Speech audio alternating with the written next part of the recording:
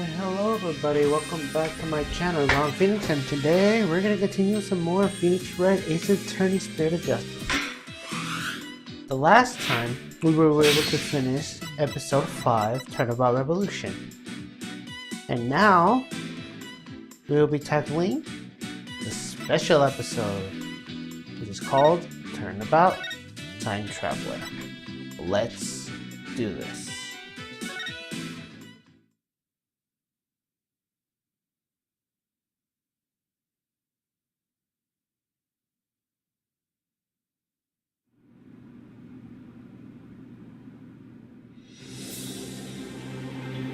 I'm not completely heartless.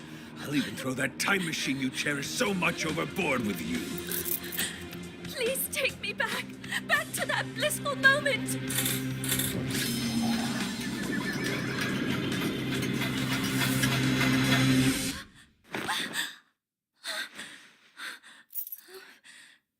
It's almost time for the reception, milady.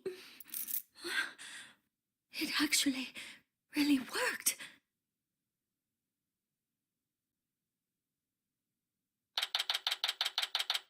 Very interesting.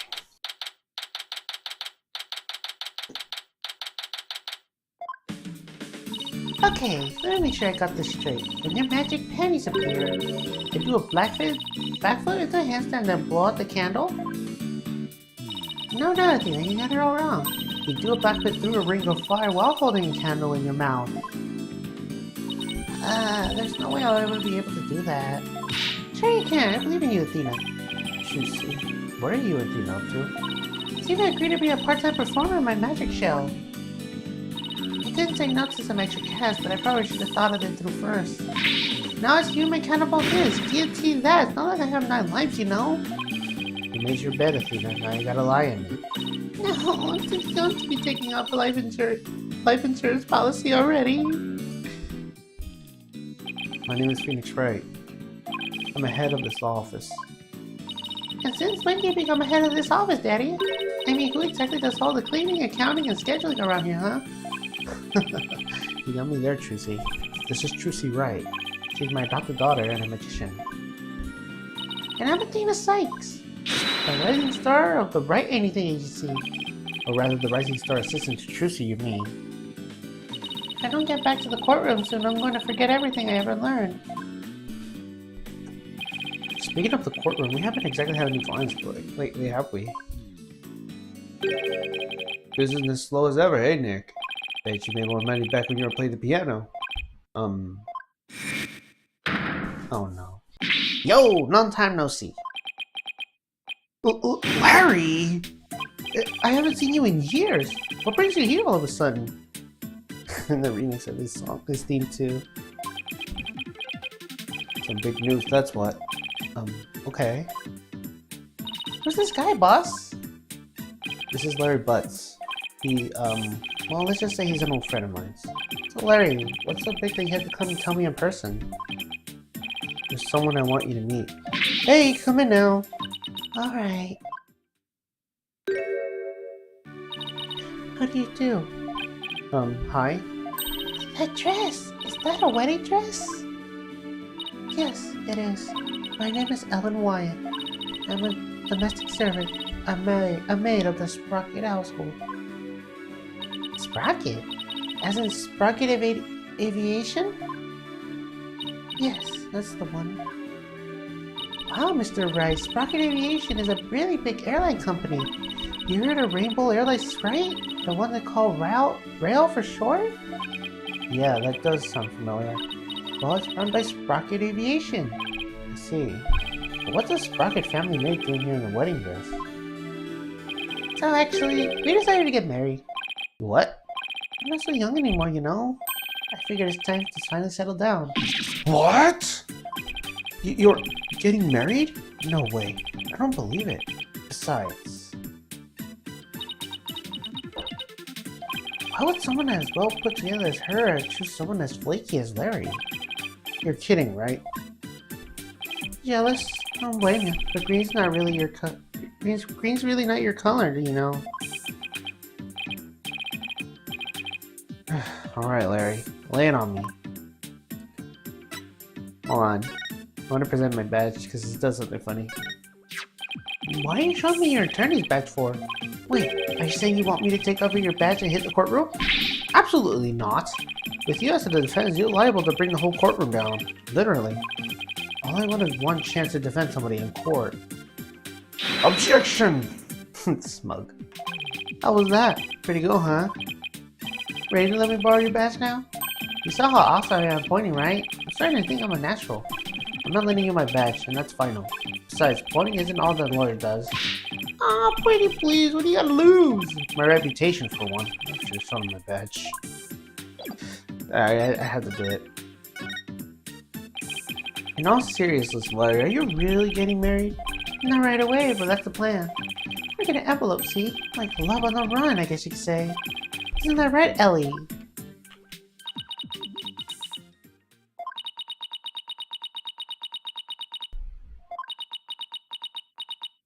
Larry, I do believe there has been a major misunderstanding here.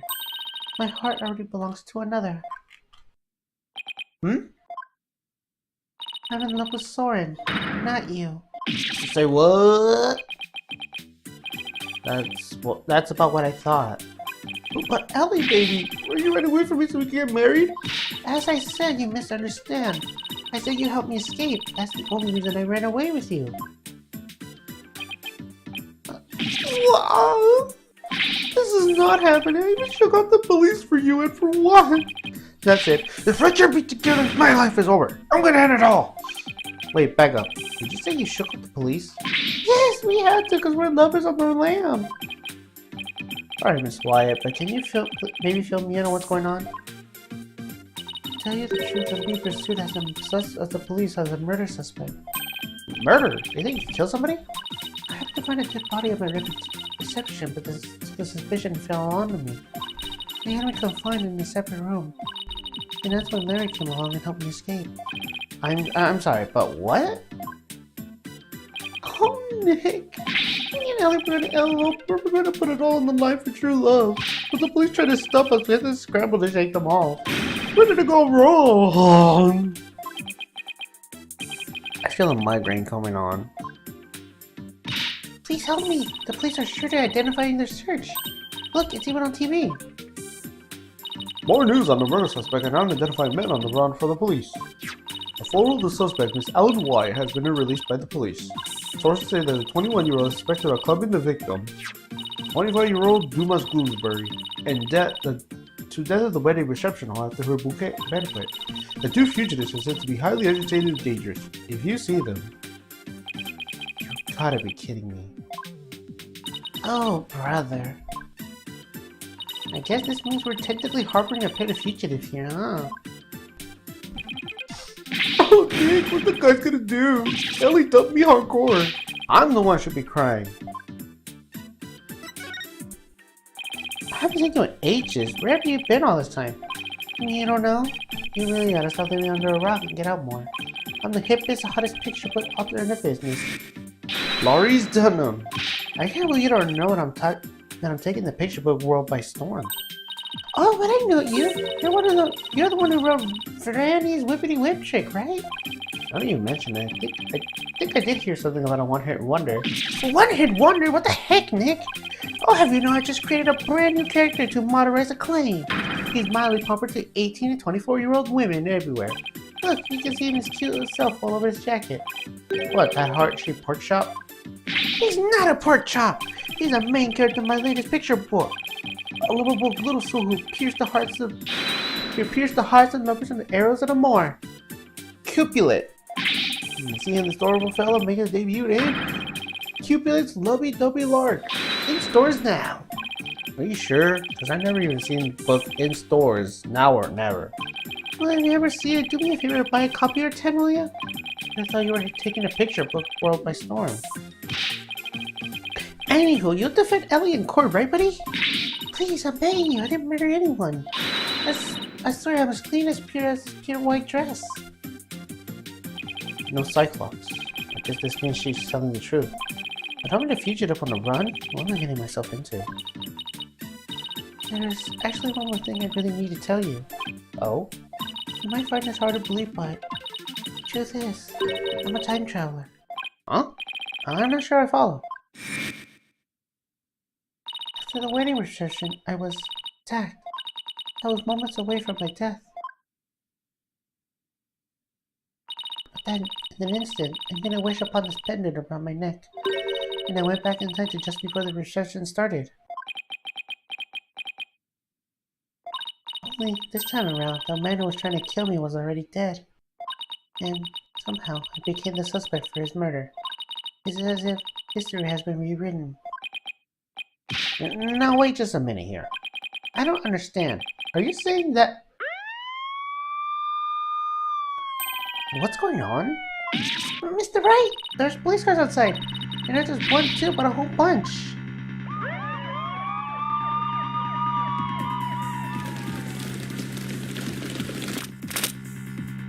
Daddy! The whole squad of officers has the building surrounded! What? It's the police! There's no escape! Drop your weapons and come up with your hands up! Nick, what are we gonna do? Heck if I know. See a bunch of armed officers out there. 1, 2, 3. 44, 45. Wow, talk about overkill. Listen here, criminals. Think about what you put your poor parents through. How should this how they raise you? Think about their smiling faces and their warm home-cooked meals. Ah, who the heck are you? A detective? Now hold on there. Hey, you can't go in there. It's too dangerous. Wait! Is everything okay in here, Mr. Wright? Emma? Sorry for all the commotion. So wonder what's going on?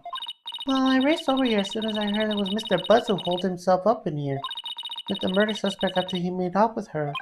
In the fleet of patrol cars, the police are being extra careful because apparently a certain somebody yelled out, "Stay back! I have a bomb!" I'm sure you can guess who I'm talking about. Well, the police were being so persistent I had to do something, so I tried bluffing. You know, like you do in court, Nick. Please leave me out of this. Well, Mr. Wright, I'm bringing this young lady in for questioning. So if you want to talk to her, you have to do it down in the detention center. I suppose I should thank you for your thoughtful gift of trouble and mayhem, Larry. Come on, Nick, we gotta get down to the detention center right away. Listen, Larry, I haven't even decided whether I'm going to take on this case or not. But I know you will, because it's you. Guess I had no choice but to tag along and help then. What? And skip out on me? You're just getting started practicing your repertoire, you know? Huh? You better stay and practice with Trucy, Athena. A promise is a promise after all. That's cold, boss. You gotta get me out of this. I can't take it anymore. Stay practicing, Athena. Next up is some training for a water tank escape trick. Stick your head on this bottle of water and hold your breath for 15 minutes.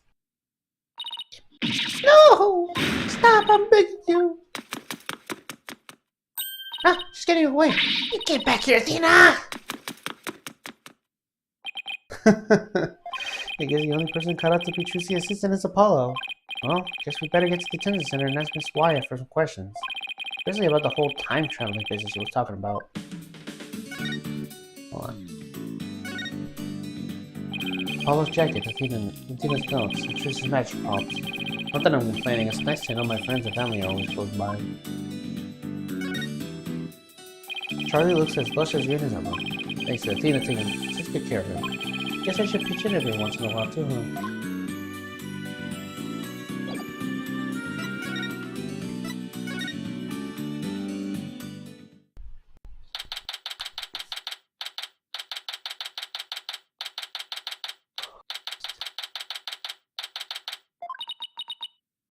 Oh, it's you, Mr. Wright.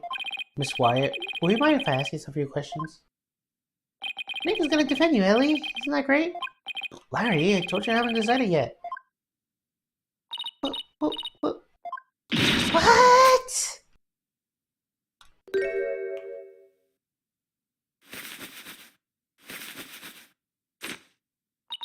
You're not going to take my case? I'm never gonna be happy. Miss Wyatt? Is there something wrong? Miss Wyatt, please calm down. I'm innocent, I tell you. The police won't believe me, and neither will anyone else. I'm gonna die all alone in the jail cell. Alright, I'll do it. I'll take your case. Just please stop crying. Really? Well? The fact that Larry was the one that brought you to me had me a little worried, but you don't seem like a killer to me.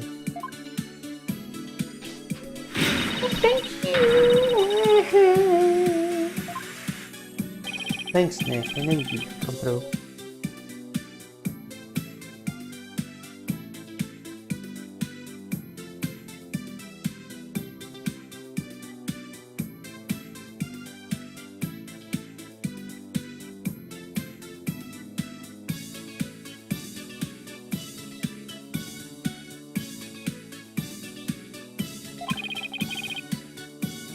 Did I really have a choice? Guess not. In any case, it doesn't seem like Miss White killed anybody.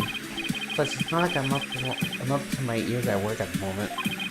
Miss White, Ellen, let's do this together. Thank you, Mr. Wright. There, it's gonna be okay. Now try to pull yourself together. Alright, just give me a moment.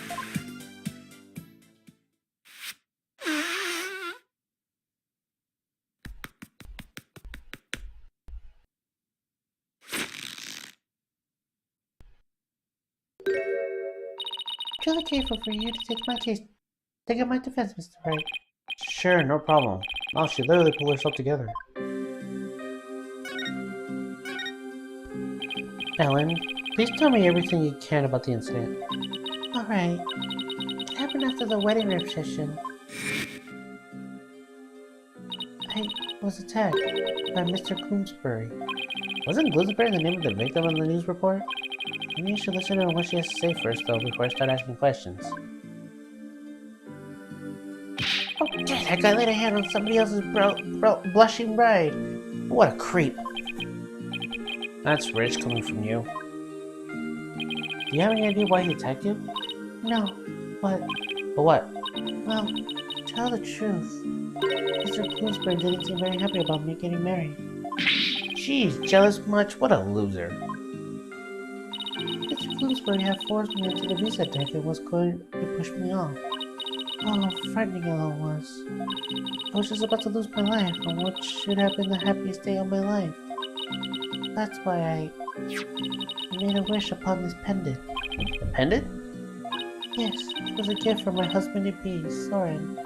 He said it's a symbol of our love. And so you made a wish on it? Now, you may think what I'm about to say is very strange, but... I beg the pendant, please take me back to that blissful moment.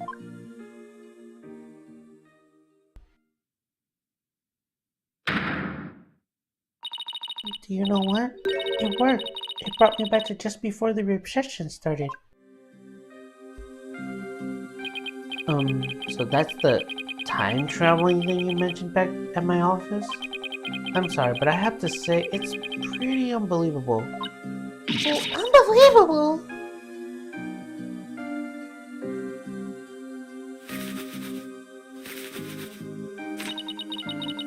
I knew you would never believe me.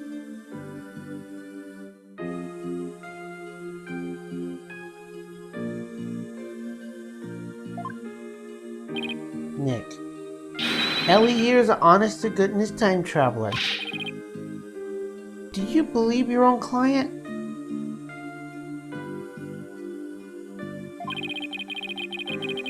The magic of that pendant sent her back to the time before the creep could kill her.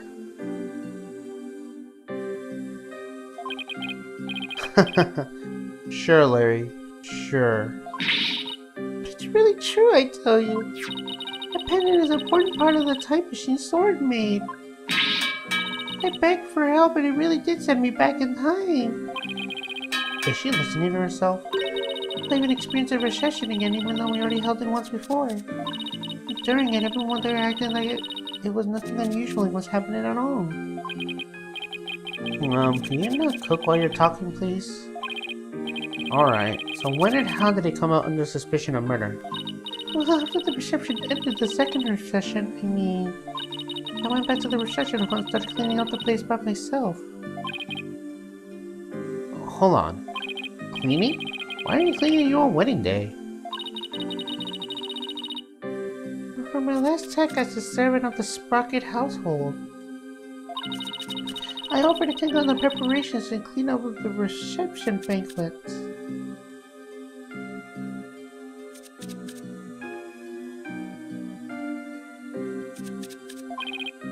I see.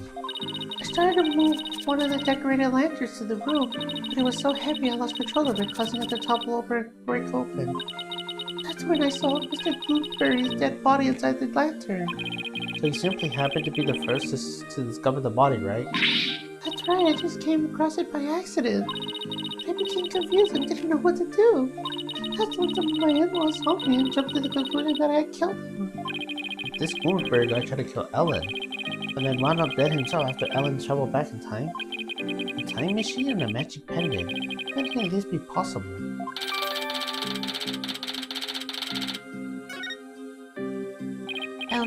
Why did you tell Nick about the other thing too? About that shadowy figure you saw when you were being attacked?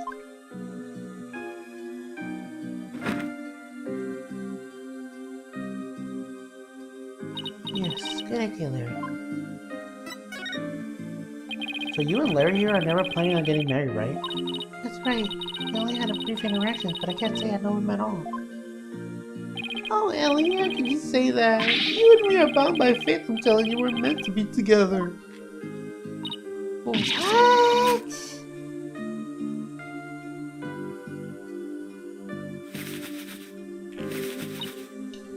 You're wrong, Larry. Hermit's so bright, baby. It's plain as my goatee on my chin. Larry, don't let me send you to timeout. Now, can you tell me about the groom, Ellen? What's he like?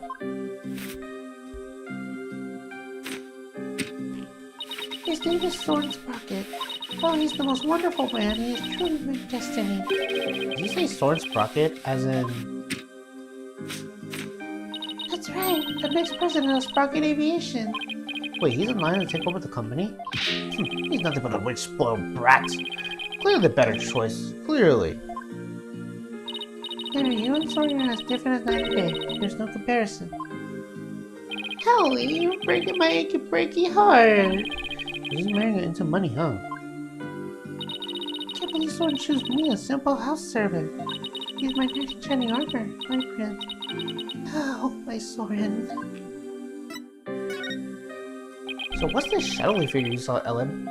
It was when Mr. Bloomsbury was attacking me. Right after I made a wish upon this pendant, I started to pass out. But just then, just when I lost consciousness, I saw somebody strike Mr. Bloomsbury from behind. You did? Then that person must be the true culprit. Did you see who it was? I'm afraid not. Have you told anybody else about this? I told some of my in-laws, but nobody took me seriously. They said it was all just a dream. Can't exactly say I blame them, but I mean, time travel? Larry, for my peace of mind, please tell me that the figure wasn't you. Of course it wasn't!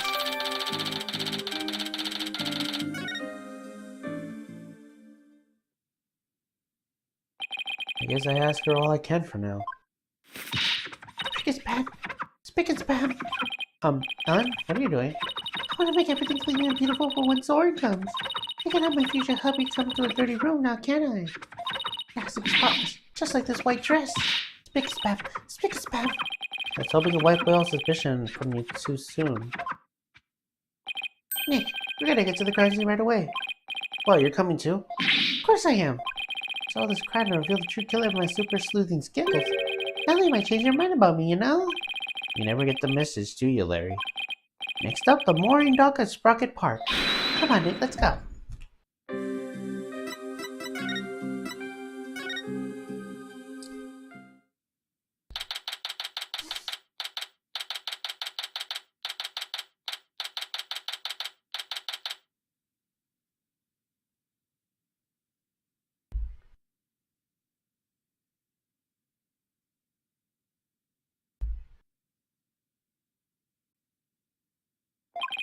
So this is Sprocket Park, but where's the reception hall? Reception hall? Oh, that. Wow, looky there. What is it? I just spotted me a cute mamacita. Don't wait up, Nick. Hold on, where's the reception hall? Alright, Nick. A man's gotta stop and smell the roses when they appear. I'm an artist after all. Oh, Miss! Yoo-hoo! I thought he was going to take me to the crime scene. Ah, well, I'm sure he comes thinking back when he eventually gets ejected. I'll just take a quick look around until then.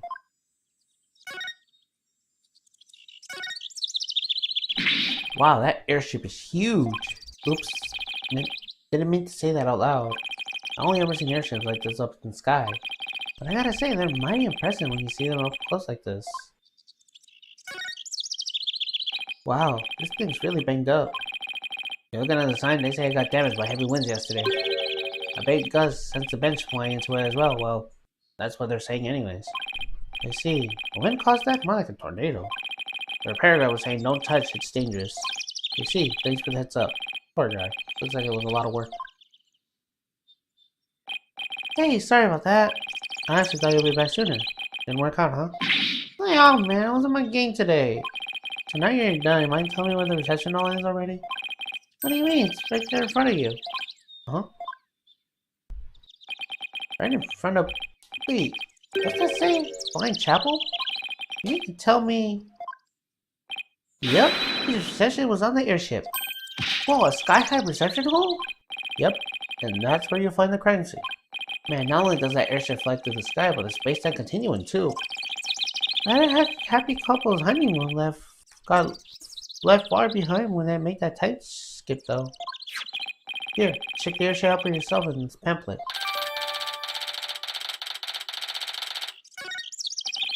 By the way, I figured you could use some backup, so I called in some help for you.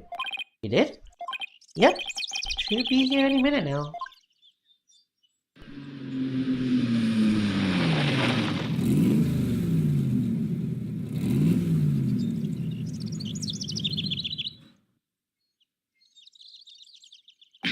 The red sports car. Larry, don't tell me you called. You know it, buddy.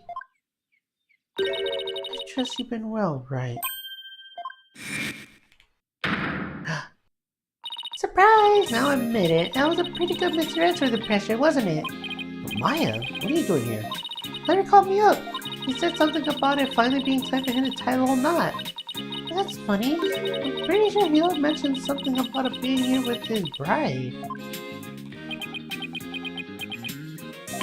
Maya, I know this is sudden, but please marry me! Nick, what's Larry talking about? He was dumped by his bride, well, by his imaginary bride anyways. Wow, poor Larry. That's a new low, even for him.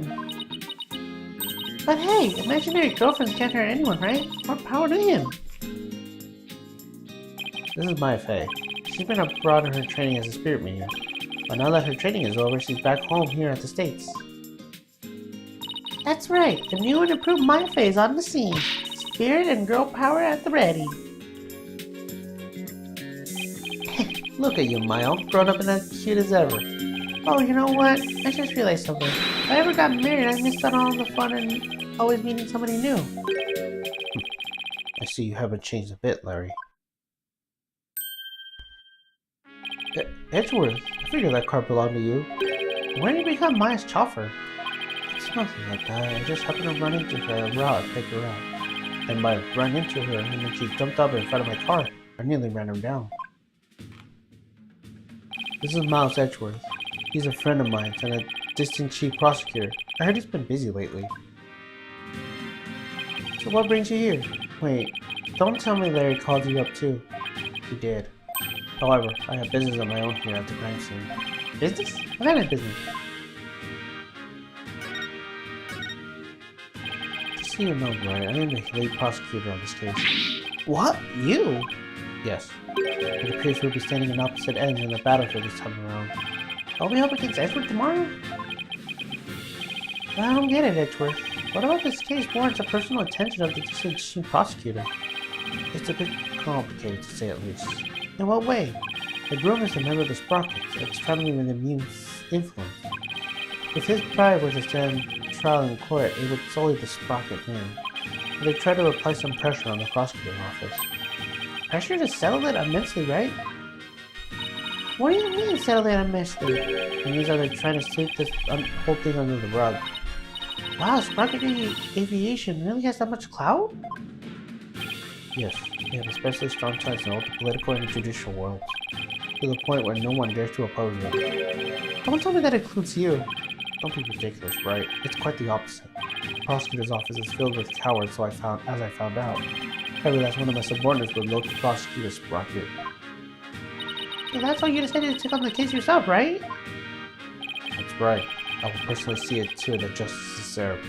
I always prosecute to the utmost of my abilities, regardless of who I'm up against. For that is the part of my creed. Nothing I know of will swing from that, not even the mighty Sprockets. Right. If they think they can use their influence to bend the truth, they have another thing coming. You know, I almost feel sorry for them. They were only trying to protect your interests. But all they got instead was you. Edgy, come on, man. How did you prosecute my poor speed Ellie? What kind of heartless jerk are you? I'm simply doing my job. And I'm warning you, Wright. I won't hold back. Not for you or anyone else. Thanks for the warning, Your Righteousness. So, how's it going, Mr. Chief Prosecutor? Busy as always, I presume? Of course. Unlike somebody who has too few clients and too much time in their hands. Huh? Guess that explains why your brows are more furrowed than the last time I saw you. Maybe you should learn to relax a little, Edgewood. Nice try, Wright. But as always, I have no intention of showing anyone any mercy, including you. As inflexible as ever, I see. Besides, I think I mellowed up a bit with age. So if anything, those furrows should have smoothed out a little as well. Honestly, Edgewood, are you really that blind to yourself? Excuse me? He's really self-conscious about those lines, isn't he? Edgeworth, about this incident, don't forget, Wright, I'm the prosecutor for this case. Need I remind you that I'm not in the habit of sharing information with my adversaries? No, maybe our adversaries for now. And you, Larry. Me? I'd like you to come with me. You have a lot to answer for after the little stunt you pulled with the suspect. But Edgy, we're old pals, aren't we? Personal appeals won't work on me, Larry. Now come along. Come on, man, help me out here.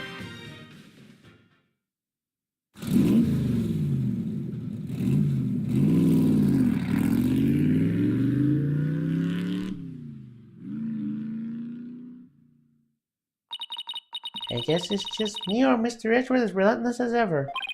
Yeah, I guess some things never change. So much for mellowing out. Well, I think we better hop to it too. Up to what? Let's get in the crime scene, of course. What else? It's been a long time since you and I teamed up like this. This is going to be fun. Fun, huh?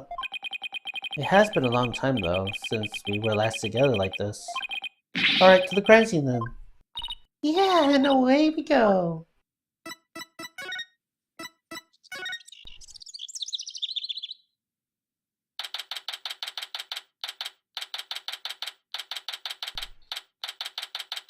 Right. So this is a reception hall. According to pamphlet, we're right here. Yikes, we're pretty high up, but at least we're indoors, so it doesn't seem so bad. Oh look, Nick, it's Emma. Hey, Emma, over here. Mr. Wright, Maya, does this mean you're taking the case? Yeah, that's how things kind of turned out. So do you mind if we take a look around? Be my guest. We pretty much wrapped up our investigation, so go right ahead. That's a good chance to find out more about the case from Emma, too. Edgeworth wouldn't tell me anything about this case. But do you think he could give us a rundown? Well, seeing as he's going to be prosecuted, I expect him to be tight-lipped about it. The incident occurred yesterday on September 20th. It happened after the wedding reception, which lasts from 7 p.m. to 10 p.m. 7 p.m. to 10 p.m., huh? Got it. By the way, you didn't hear about any time traveling or anything, do you? Time traveling? What do you mean? Oh, nothing. Forget it. That's pretty much the response I expected. The victim's name is Dumas Bloomsbury. He was a servant of the Sprocket family household. Helen was a maid for that family as well, so that means two of them were co-workers? Yes, they apparently knew each other. Mr. Bloomsbury was a lead servant after all. He was very serious about his work, so he also had a very close and private man. The other servants called him Mr. Doom and Gloom behind his back. If he was a lead servant, he must have been higher ranked than Ellen. What makes the police think Ellen killed this man, the guy who was essentially her boss? We don't know the defendant's motive yet, but the circumstances surrounding the discovery of the body won't bode well for her. And what circumstances are these, exactly? Well, some of her in-laws saw what looked like an immediate aftermath of the murder. The suspect was standing in front of the body with the murder weapon still in her hand. Why would the bride who was about to start a new happy new life kill someone? Do the police have an explanation for that? Yeah, about that. They believe the victim attacked the suspect and was killed when she fought back. Why would he attack her to begin with? Well, a mere servant girl was going to someday be the wife of the future president. Mr. Bloomsbury must be more than just a little jealous of her. So does Mr. Doom and Gloom attack Ellen first? What if she was only trying to protect herself? Wouldn't that count as justified self-defense on her part, Nick? It would. There's a good chance she'll be acquitted if we prove that, but I don't want Henschel will help me save to counter that claim. Oh wow, a servant girl marrying a future president is such a huge company. Sounds like a modern-day fairy tale. It does, doesn't it? Thing is, not everyone was on board on the union, apparently. So what was the murder weapon, Emma? It's a clock with a secret mechanism built into it. It was on display here in the reception hall. The suspect was holding it when the murder was discovered. The victim was clubbed to death with this, huh? Well, that's funny. There's no blood on it as far as I can tell. Maybe it was wiped out in an attempt to tamper with the evidence? That was definitely a luminal reaction. It matches up with the shape of the injury, so it's gotta be the murder weapon. What a funny looking clock. Call it a timekeeper. The idea is that it's a time machine. Every time a couple sees it, it'll bring them back to the memory of their wedding day. Time machine, huh? Come to think of it. Ellen said her pendant was a part of the time machine. Wonder how the secret mechanism thing works.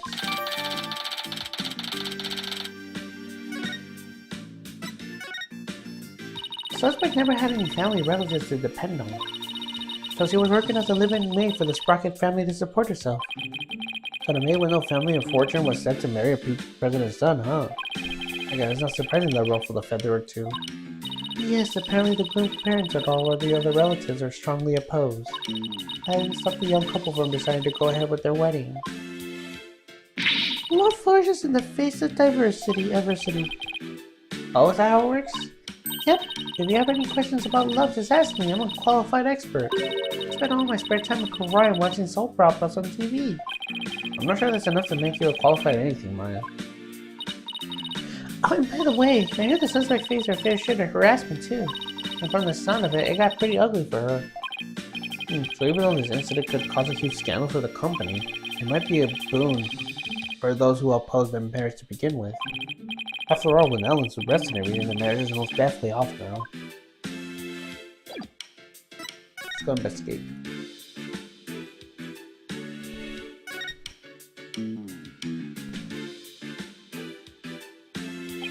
This must be the lantern the body was found in. Ellen managed to move it quite a ways.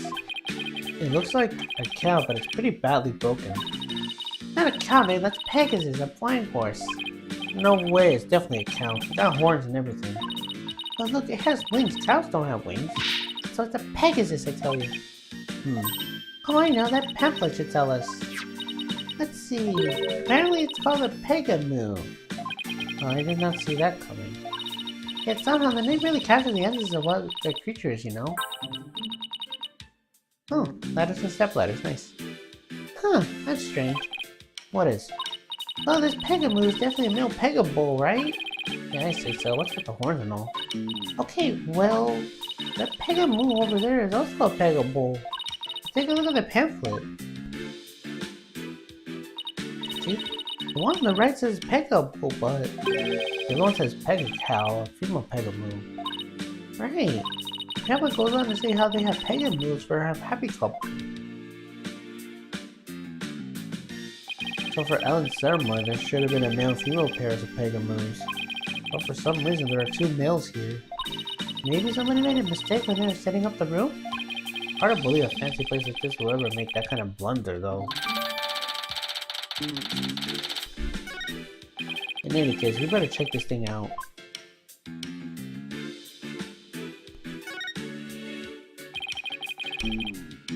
this come from the lantern? Ugh, it's covered in blood. Maybe it's got in when the killer's putting the body in the lantern. Can you imagine going to open the door and finding a knob covered in blood? That'll be bloody awful to say at least. Hey, what's this? Oh, let me take a look. Brad Allen when Cumberson been sent her off on the visit deck.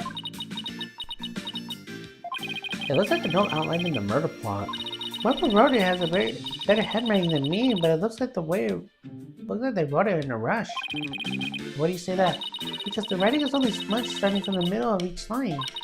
That happens when the writing appears on the slight hook writes in a hurry. I do it sometimes myself when I'm not paying attention to where my hand is on the page. Yes, I take your word on that, Miss Bad Writing Handford. Hey, I don't smudge my handwriting this badly. Alright, let's get back to the note. That note was apparently written by the victim. But why do you feel to write instructions to himself like this? Are you sure the victim wrote it? I sometimes wrote a note to myself before I go shopping. Potatoes, carrots, onions, flour. Are you carrying curry rice or something? Oops. So Emma, where's this visit deck the note mentions? It's that heliport you see right outside the window over there. So you plan on pushing Elle off of there? What a monster.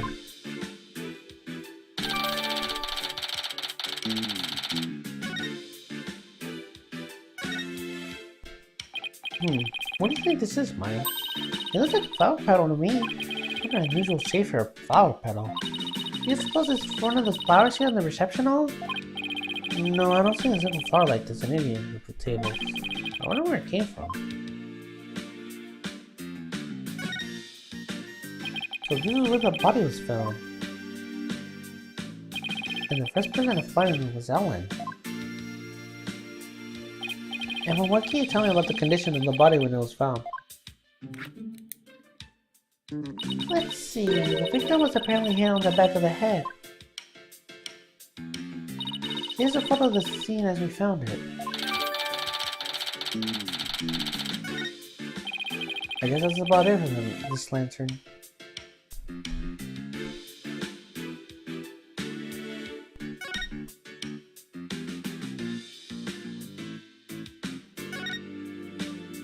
This is the sweetheart table where the bride and groom sit. Where they gorge themselves on the wedding feast, you mean? How we turn over to eat in front of a bunch of guests like this, though?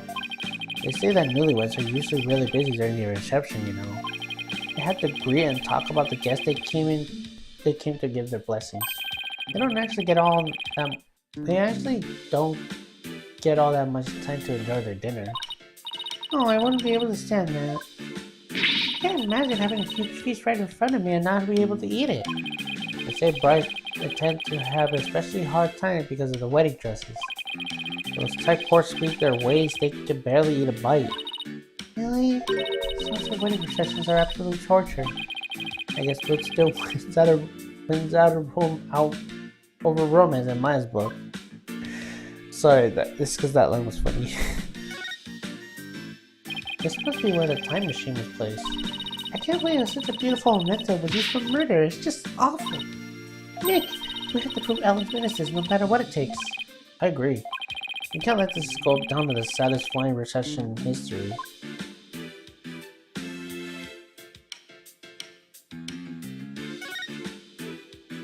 So that's the Vista deck out there. I bet the view is amazing. I guess that must kind of freak you out, huh, Nick? Yeah, kinda. Mostly because there's no surviving a fall from way up here. And that's about does it for this area.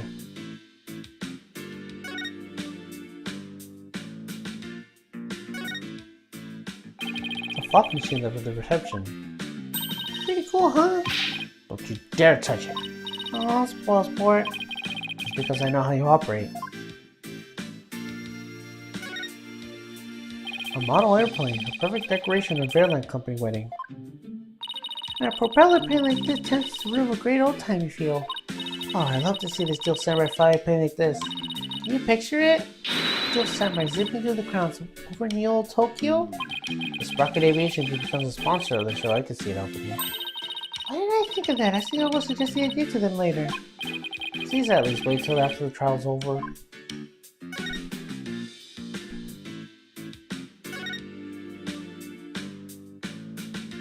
The fog machine. I wonder if they use it during the reception. Ooh! Hey Nick, go stand over there for a sec. Why? Just because, now go! Alright. I got a bad feeling about this.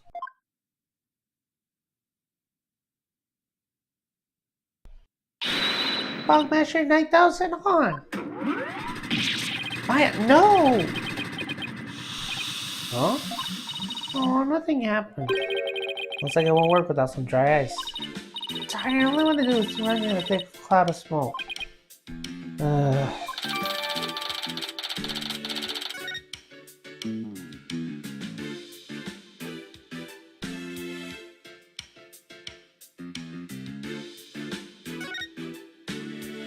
I wonder what this partition is for. I imagine people like the reception staff or entertainers use it.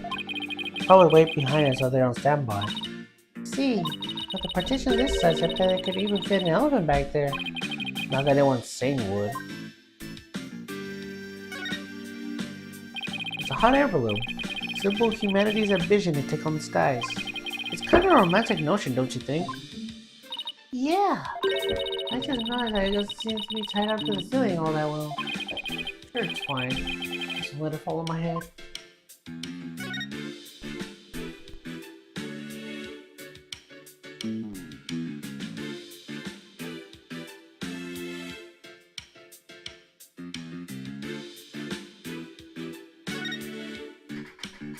It looks like a business card wallet. What is this?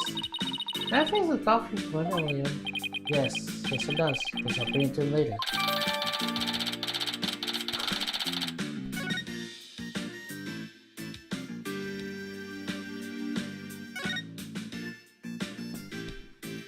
Wow, look at the horns of this flying bovine. It must be a bull. He just made it through the ceremony in one piece. And look at those wheels, I bet he could be rolled around rather easily too. Yeah, I bet it would be quite a hassle if you could just have to lift and carry them everywhere. And this is what the backside looks like. What's that at the bottom of his tail? A wheel handle? Oh, I get it. That's where they could get inside to change the light bulb. I see that like the wheel handle on the inside unpainted. If it's biggest, nobody will see it, so why bother? Makes sense to cut costs when you can. Well, overall, I can't say I see anything strange about this thing. Nice. Well, I guess that's about does it for the crime scene. Hey Nick, I want to see the rest of the airship. You might as well since we're here. True, we might run into some other people involved in the case.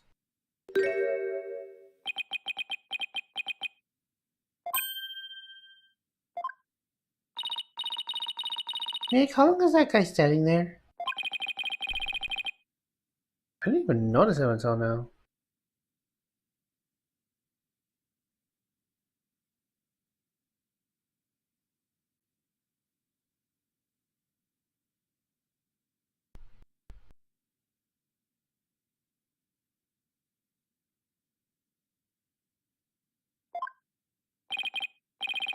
Excuse me, are you with Sprocket Aviation?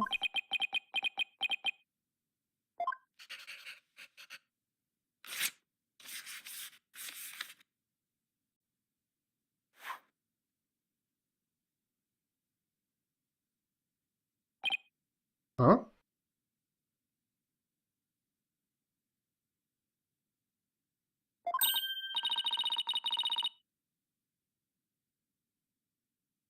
Nick, he wrote something on this paper airplane.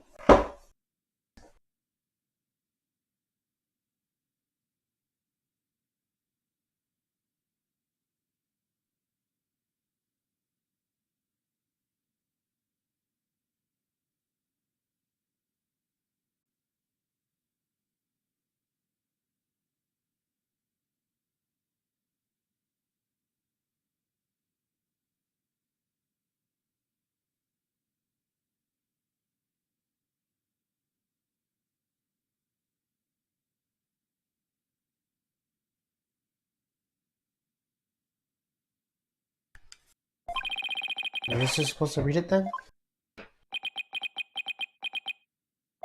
Let's see here. Get out, intruders. Well, that was a rather cold welcome. Mr. Wright Ryan, he's the lone son of the president of Sprocket Aviation, Soren Sprocket. Or to put it another way, the future president of Sprocket Aviation. So he's Ellen's fiance?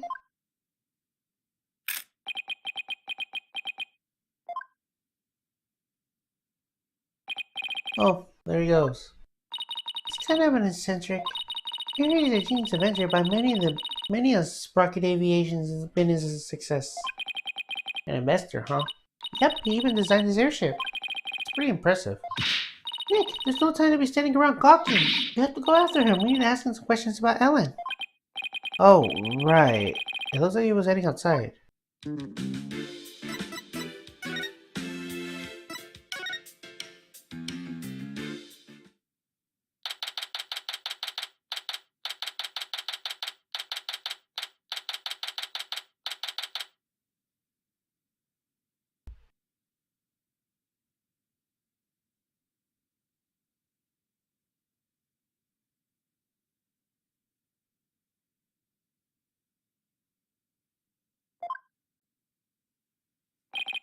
There he is. Excuse me, can we talk to you? Excuse me, do you mind if we ask what you're doing?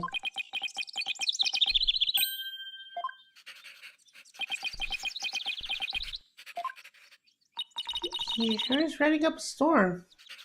It is possible. If the enormous change in the mass could, and theoretically matters can take form in the cosmic event horizon. Let's just see what he has to say about Ellen. Excuse me, but we'll be representing Ellen in court tomorrow. So could we ask you about the case?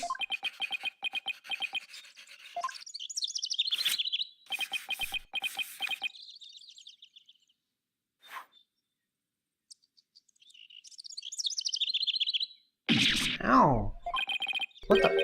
Not interested. Not interested? How would you say something like that? This is about your fiance. She's under arrest, you know.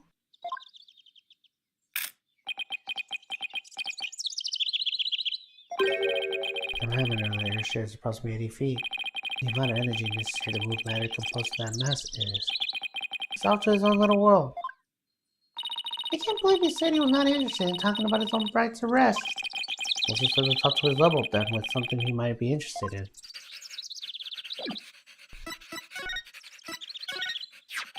Can you take a look at this?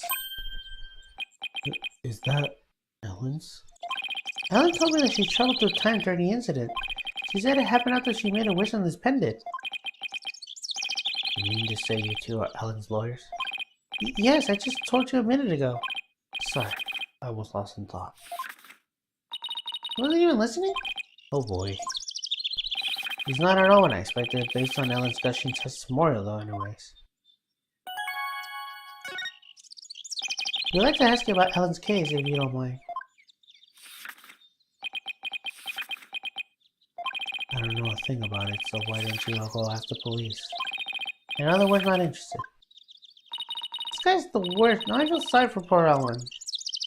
In any case, can I ask you about how Ellen traveled through time? Go on. Guess I got your attention. So, is time travel really is possible? Yes, it is possible. Alrighty then. At the same time, it's also impossible. The penguin I give Ellen is not supposed to operate as a time machine by itself. What do you mean? The timekeeper, the clock we have displayed in the reception hall. That is the body of a time machine. The pendant is simply a part. That clock was a murder weapon, wasn't it? Was it a time machine too? What Ellen experienced is akin to traveling down a road by car key. Physically and metaphysically, it should be impossible. Unless maybe a quantum system interdependent somehow accidentally interfere with the natural flow of the fourth dimension? We're losing him again. Maybe we'll better ask him some more about the time machine. So you've been researching time travel, have you? Moving along the space-time continuum as would be man's ultimate means of travel. Time travel is a mode of transportation? the dawn of time, man at the multifaceted methods of transportation: horses, steam engine, gas engine, airplanes, spaceships. And they are all fundamentally simple in that they contribute three-dimensional movement, travel through the space-time continuum, which shift mankind into a new paradigm. I don't know why, Nick, but I'm getting awfully sleepy all of a sudden. For generations, rocket aviation has advanced development of transportation.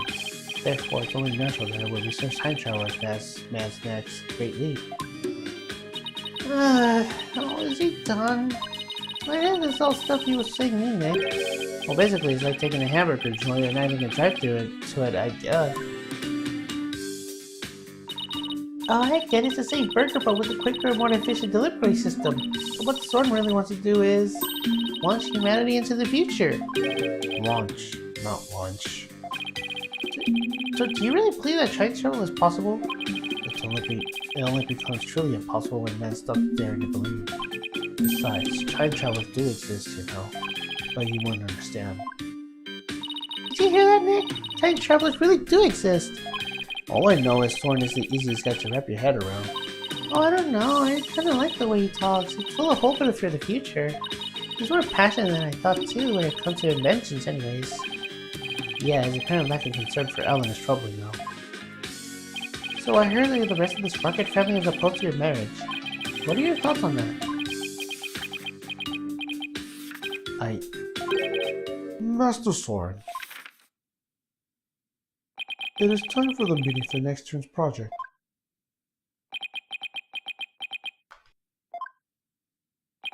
What is this?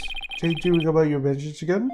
Tut tut, you are the future president. You must consider the business side too.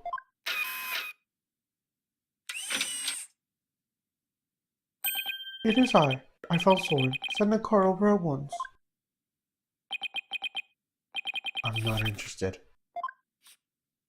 Oh, Master Sword, you give me quite a headache at times. In any case, your attendant is waiting. Please go to him now.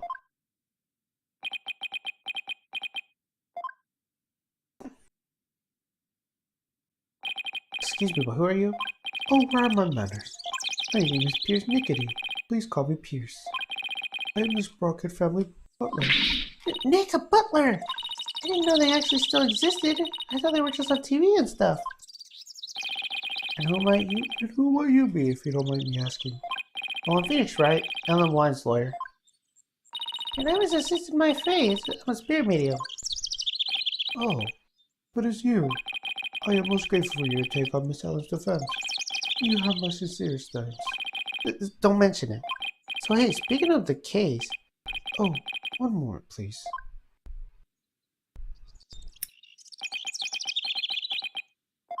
Wow, what a beautiful pocket watch. Oh, this? It's a bit of a good luck charm. That's one expensive good luck charm. But I guess it makes sense, knowing that time is pretty important in this line of work. So I guess the pocket watch is as important to him as my attorney's badge is to me. There is a little time before I must attend to Master Soren again. Why not come to Sprocket Manor? Huh? You mean the Soren's home? As a token of appreciation for taking up Miss Ellen's defense, I would like to serve you some delicious tea and refreshments. Oh boy, Nick! A fancy high society tea party with high-class snacks and everything. What about the investigation? Are you kidding? What better place to investigate next to Soren's house? I don't know. Do you really think his house is going to give us any new leads? Of course it will. I should take on the butler up in his kind offer and go to Soren's place. Alright, you win. Very good. The Sprocket Manor then.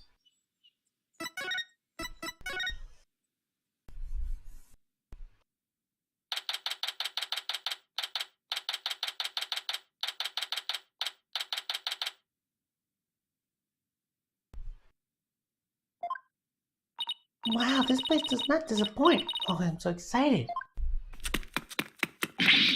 Whoa, slow down, Maya. The mansion isn't going anywhere. Now then, you won't have to worry about anyone untoward eavesdropping here. I take it you wanted to ask some questions? Huh? That's why you invited us here? I'm sorry to have tricked you like this. But this is a murder, after all. I wouldn't talk openly about it in public and risk sullying the Sprocket family reputation. Oh, and I was really looking forward to all those fancy snacks too. There, Ryan, don't cry. This Piers guy is one skewed man. Hey, look at that cute bitch's radio. Radio? Oh, that thing over there under the stump bull's head. Let's take a closer look. I thought I told you to settle down. Sorry. Not too worried.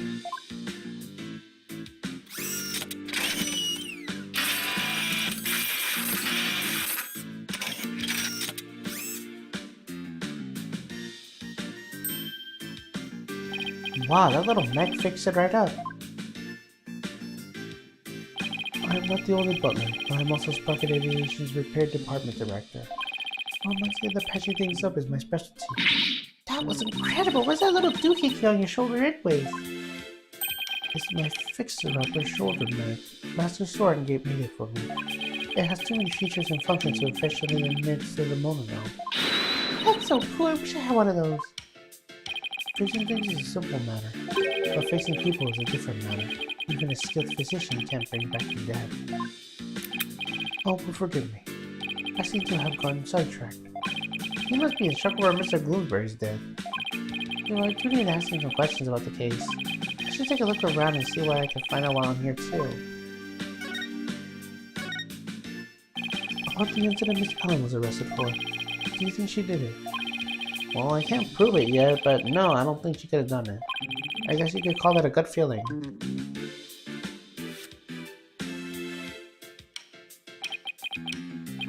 I see. I guess we had different opinions then. Do we now? The prosecution said that when Bloomsbury attacked Miss Ellen, she fought back and ended up killing him. I agree with this perception. Or rather, that is the consensus of the entire Sprocket family. Even so, I heard an interesting story about Chief Prosecutor Edgeworth. I heard that the Sprocket family had tried to pressure the prosecutor's office into burying this case.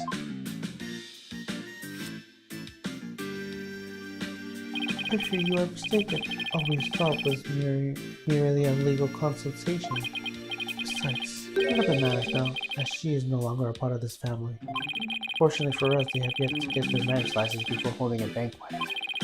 But basically, when they realized they couldn't sway the prosecution, they cut her loose. I really have callers of myself, and my duty is to protect the Sprocket family, and more specifically, Sprocket Aviation's future and Master Soren, whose genius is essential for the company.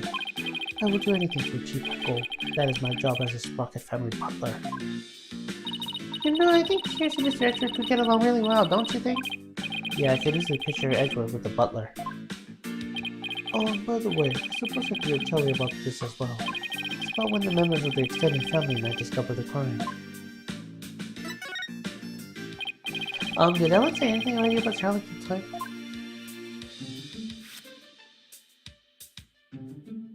She must have been deliberate. There's no need to take such a claim seriously. Soren tells it that Tri-Tail is possible, though.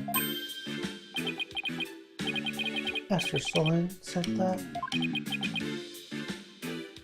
It sounds like he is still stuck in the past. He's psychologically stuck, I take it.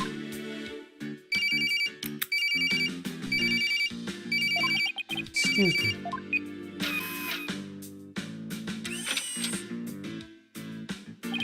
What is it? See, I think I told you that Madam will be having milk tea. I still have lemon slices at the ready just in case. We must not disappoint her, understand? You sure are busy. All in the day's work. Still, we really do need Master Sword to start focusing on the business side of things soon. Could you tell me about the thing you mentioned about Soren's past? There is something in Master Soren's past that he wishes he could change. Please forgive me, this isn't something I should be sharing with strangers. Now I really want to know what Soren's still hung up on. It was sometime after the reception. The Master's relatives and I went to clean up the reception hall. And that's when we saw it. A woman standing in front of the victim with a bloody murder weapon at hand. It was none other than Miss Ellen.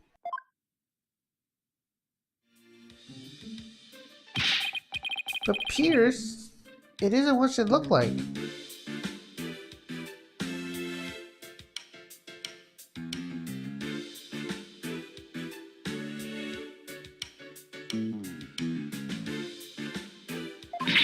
It's right, she just happened to find the body. I do not know what Miss Ellen had told you, but what we witnessed was unmistakably the moment immediately after the deed had been committed. Ugh. And that is when I told the police who came to response to my call. I see. So Pierce was the one who reported to the police, huh? Alright, let's go look around. Excuse me, but there's a card here on the floor. Well, look at that! It's a Flying Chapel key card. Flying Chapel? What areas in the Flying Chapel required a key card, if I ask? Mostly areas we want to keep a public of, such as the staff room and the hold in which is the clock full of machinery. You can't enter the area without a key card? That's right. This one here belongs to Ellen. Wait, what's Ellen's key card doing here? Did Ellen come back after the incident occurred? I don't believe so, and she was arrested by the police right straight away this morning. Although there was a strange man with a bulky jacket in here earlier. Was that man wearing a beret by any chance? Yes, he was. As a matter of fact, he's also wearing sunglasses and a fake mustache.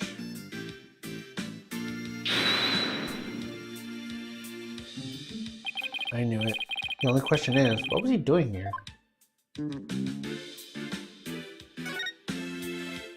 Hey, Nick! No, here's a real lady. She looks smart as a whip, doesn't she? I wonder who she is. We didn't see her on the airship. That is Selena Sprocket, Soren's other sister. Beautiful and capable, she was a great lady. Soren's sister? I think I see a resemblance. Maybe I'll show Pierce this photo later and ask him about her.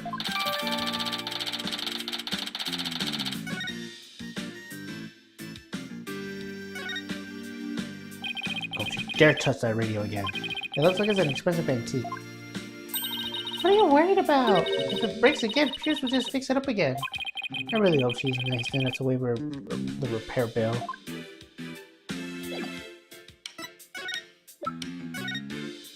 Pierce, this woman in this photo is Soren's older sister, Selena, right? I don't think we met her yet. Yes, about that. He seems hesitant all of a sudden. If you wouldn't mind, could you tell me about her? Can you tell us about her? Alright, very well. She's a big part of Master Soren's past, after all. Soren's past? Master Soren will become the next president of Sprocket Aviation. However, that wasn't always so. Miss Selena Sprocket, Master Soren's elder sister, was next in line. Why isn't she becoming the next president? Because she died in a car accident. What? I had no idea. Actually, Master Soren was also in the car with her at the time of the accident. Losing her sister he loved right before his eyes devastated him. Ever since then, he has buried himself in his research on time machines. He also became a quiet and malicious, almost compulsive note-taker around them. He seems so stiff and robotic. I had no idea he was carrying all that around inside him.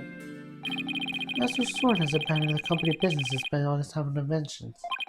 As a family butler, I am truly concerned, because I believe it's high time he let go of the past.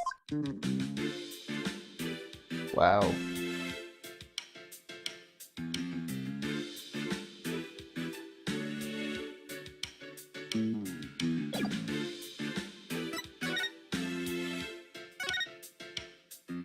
A bull? Come to think of it, there was a bull logo on the side of the Flying Chapel too. President of the company must have a thing for cattle. That named the bull's a symbol of Sprocket Aviation. To be as strong and steady as a bull. That's the company creed, you know. Probably for all the backbreaking labor they put their employees through. By the way, that bull logo is Flying Chapel, the one with the rainbow wings. His name is Raining the Rainbow. Get it? I get it, he's a rainbow-colored bull, so he's a rainbow, right? What a memorable name, huh, Nick? Yeah, for the lameness of a pun.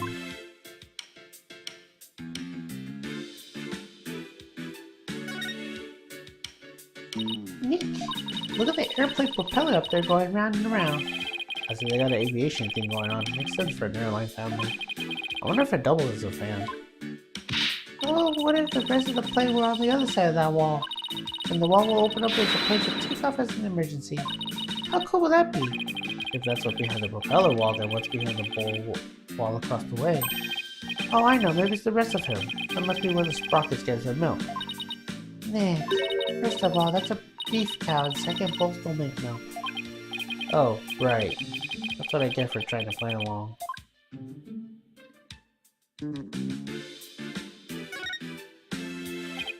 Oh, are these pictures of the wedding reception? Yes, I took a really trusty camera here. Oh, do you mind if I take a look at that photo? You may yes. Take as long as a look as you like.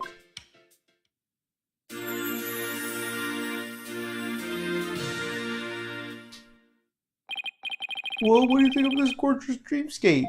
A thick fog billows through the room, making it look like the couple was walking on clouds.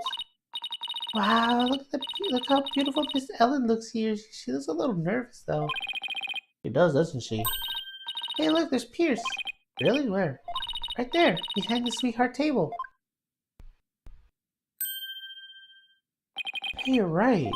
I bet he was there attending to the happy couple the whole dinner. What do you think, Nick? Does anything in this photo stick out to you? No, not at the moment anyway.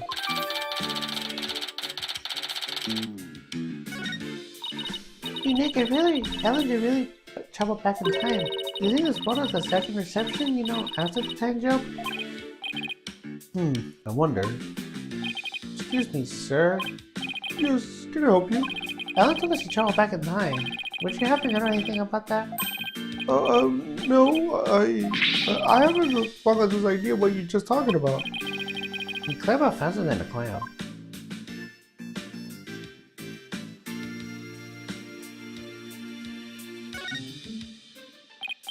Oh, it's a bridal bouquet.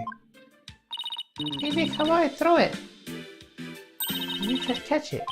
Why me? Just because.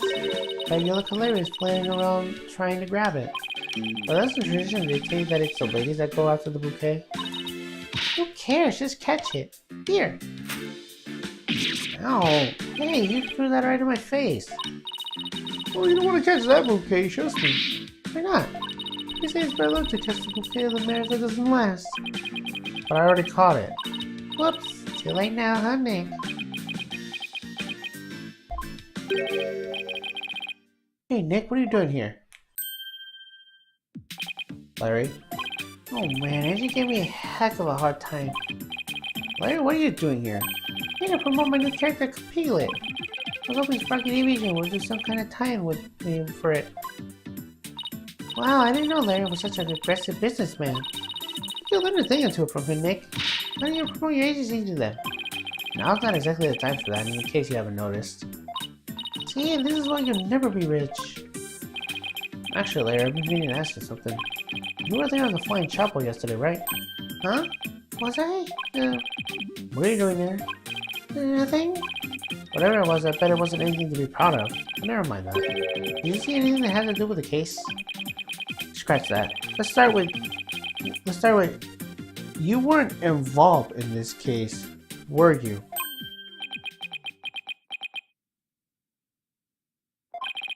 Larry.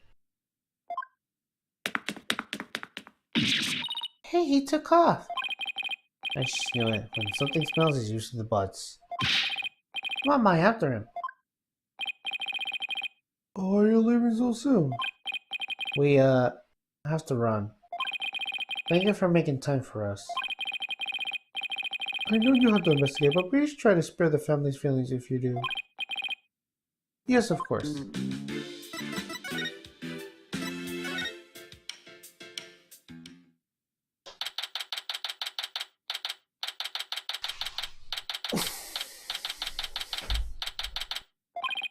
There he is. Hey, Larry. Hey there, friend. Nice didn't see me here. There's nothing fancy about it. All we did was follow you. Don't tell me, Larry. Why did you run away like that? Huh? Me? I don't know what you're talking about. The whole explanation for my new picture book hit me and I had to run is all. It was like a compigilani, you dig? Right. He's just gonna keep on playing dumb, isn't he, Nick? Come on, Larry. I know you were on this airship, so what did you see? I didn't see anything. I didn't see anything because I was never on that stupid airship. That's a lie. Cyclops. You say something? Spiritual power of my Magatama allows me to see the mythical locks that appear when someone's trying to hide something from me. They're called Cyclops, and when I see them, I simply present my Magatama X to try my hand on breaking them. If I unlock them, I'm sure to finally get a straight answer out of him. Take that!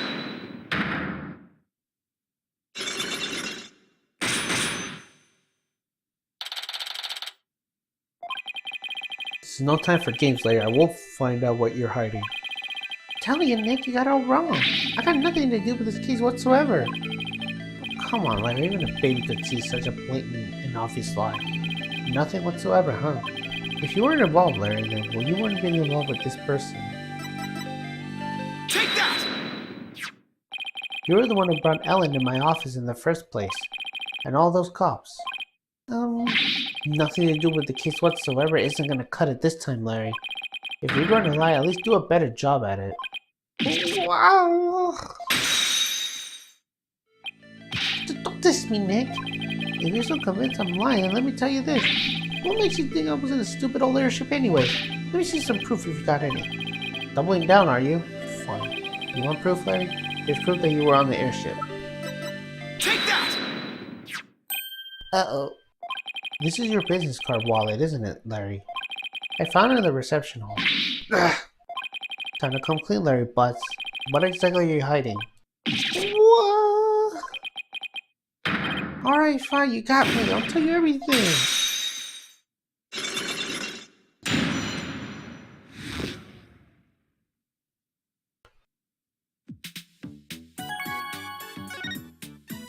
Larry, what were you doing on the airship anyway? Well, I went there to deliver the welcome to our wedding sign they ordered for me. Huh? I didn't know you took a real jobs like that too. Well, for your information, my wedding welcome signs are very popular on the net. And that's how you met Ellen? Huh? I mean, I seen her on a photo for the welcome sign, but seeing her in person, the way she smiled at me and said, "Thank you." I feel like I've been hit by lightning. And that's when you fell in love with somebody else's bride, huh?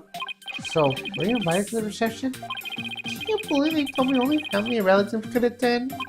They wouldn't even let me into the reception hall. Smart move on their part, I say. I got upset and started wandering around in the airship. That must have been when I dropped my business card wallet.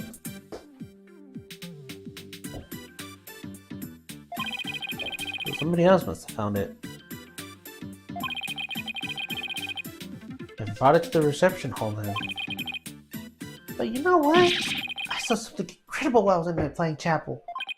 Like? Get a look at this. What the heck is this? What do you mean what the heck? What is this? In our office is a drawing. Let's get a picture of one of the cabins on the airship. What's so incredible about a cabin? Look at what's on the outside the window. It's one of those flying dinosaurs. A real live pterodactyl.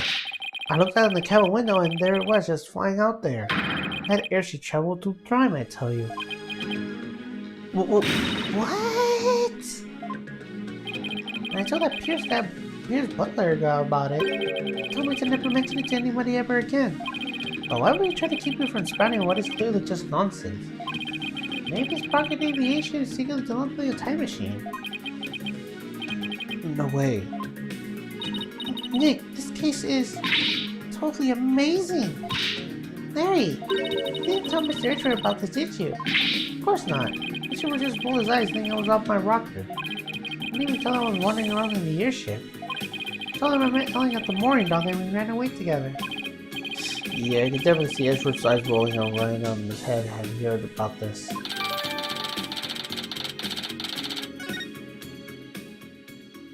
But Larry also experienced a time slip somehow. But how is that possible? Hey Nick, I'll be taking my card wallet back now if you don't mind. Oh yeah, this is for you. What is it? It's a picture of a hole. I took it when I was wandering around the airship. Hey, there's Ellie right there in the middle. The hole? Yes, see, it's right here on the diagram.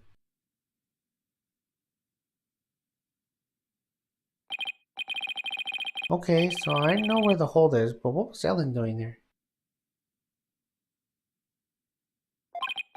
Oh, they were using it as a prepping area for the reception.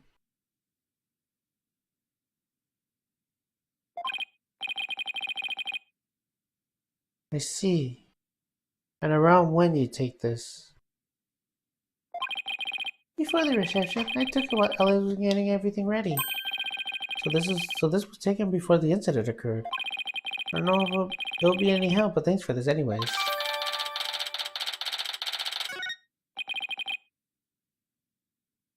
By the way, Larry, I heard that the door of the hole is controlled by a security system. So how'd you get in there? That's a trade secret. I can't tell you. And the hits just keep on coming. Well, I guess that's basically a wrap on the investigation. Not quite, Nick. I want to meet Ellen too. Well, that's right, you haven't met her yet, have you? Okay, let's jump over to the detention center then so you can say hi.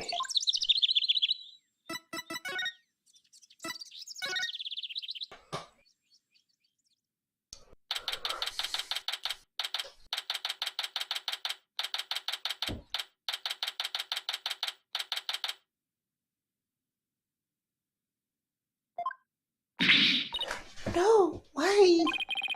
Please understand that this is in Master Sword's best interest. Sounds like I was busy talking to someone. The next president cannot be married to a criminal. It would disgrace Rocket Aviation. Miss Ellen, I need you to forget about this marriage. Pardon us. If it isn't Mr. Wright, So, their marriage is definitely off? there is no other choice. We cannot have a criminal in the family. For the sake of Master Sword and the Sprocket family, this is what is best. No. In that case, what if Nick here proved Ellen's innocence? And you wouldn't have the criminal in the family, right?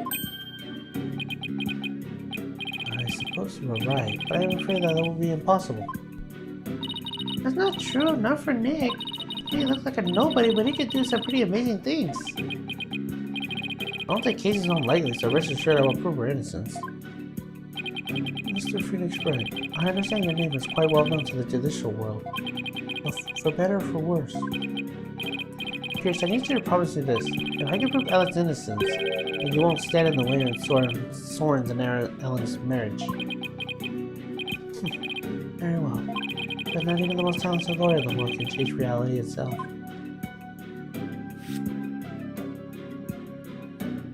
And the reality is, Miss Ellen is guilty beyond a shadow of a doubt.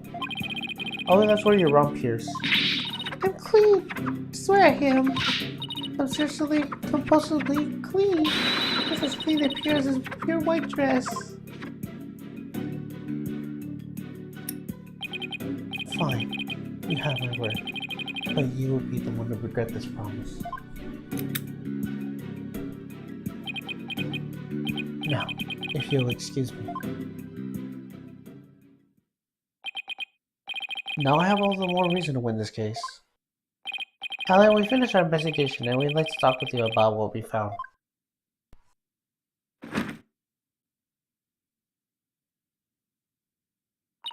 Okay, so what did you find out?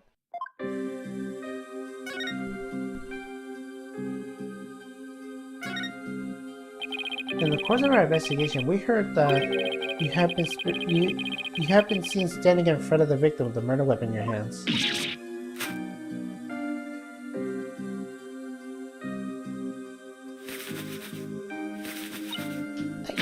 It wasn't what it looked like.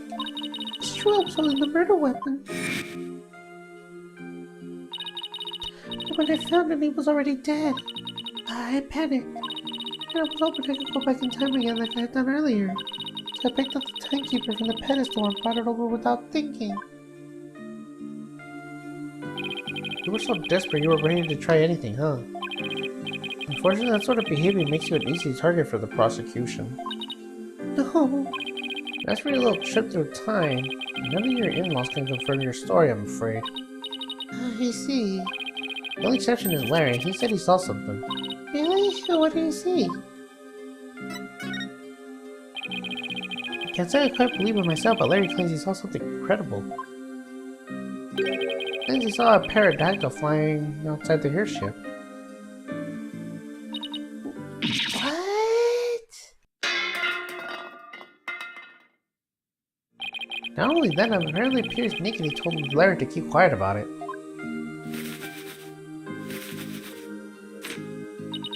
Oh, it appears to do something. Larry's theory is that the Sprocket Aviation is developing something in secret. A time machine, to be exact. Do you think that's why nobody will confirm my story because it's a secret? I really don't know. Well, speaking of your in-laws, you can manage to find your key card in Sprocket Manor. One of your in-laws said he kept an eye on it for you. Oh, thank goodness. While I was getting things ready for the reception, I looked everywhere for it. I'm so glad you found it. At least our tears of joy this time for a change. Well, Nick, it looks like you'll have to prove her innocence in time travel to court tomorrow. That's right. I swear that while Mr. Gloomsbury has been killed, I was busy traveling back through time. Great, with Sturgeon Skeptic Edgeworth at the helm of the prosecution tomorrow. We're really gonna have a work cut out for us.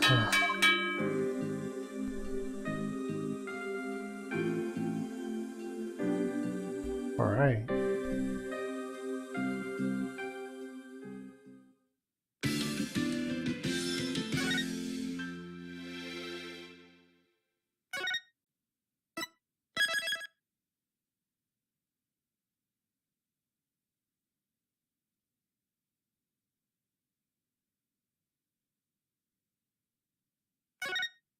Alright, let's do it.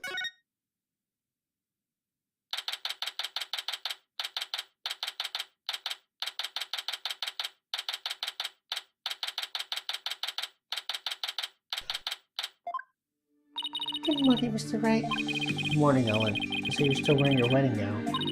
I will continue to wear it until our marriage is saved. Oh, Soren!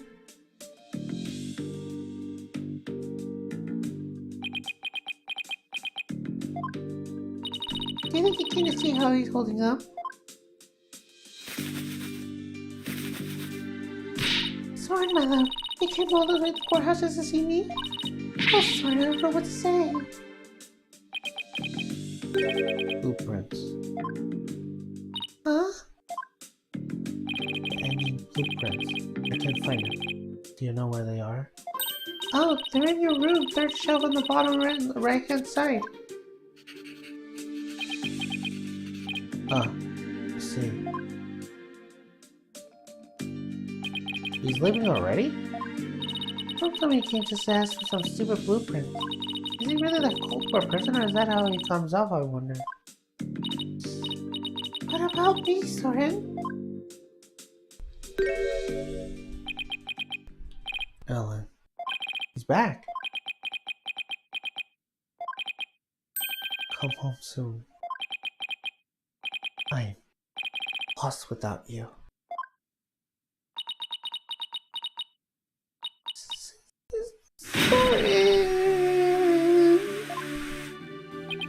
Later. I'd say showing your vulnerability is the fastest way to capture a woman's heart. You should take notes on this, Nick.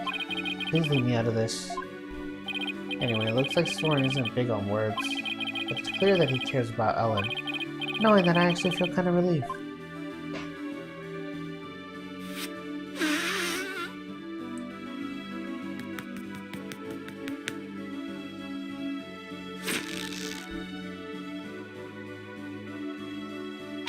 Mr. Wright, I just absolutely can't be found guilty, you hear? Don't worry, I'm going to do everything I can to prove your innocence. Thank you, Mr. Wright. This trial's about to begin, sir. Edgeworth. Knowing him, he's not going to yield an inch. I just gotta fight with everything I got to save Ellen.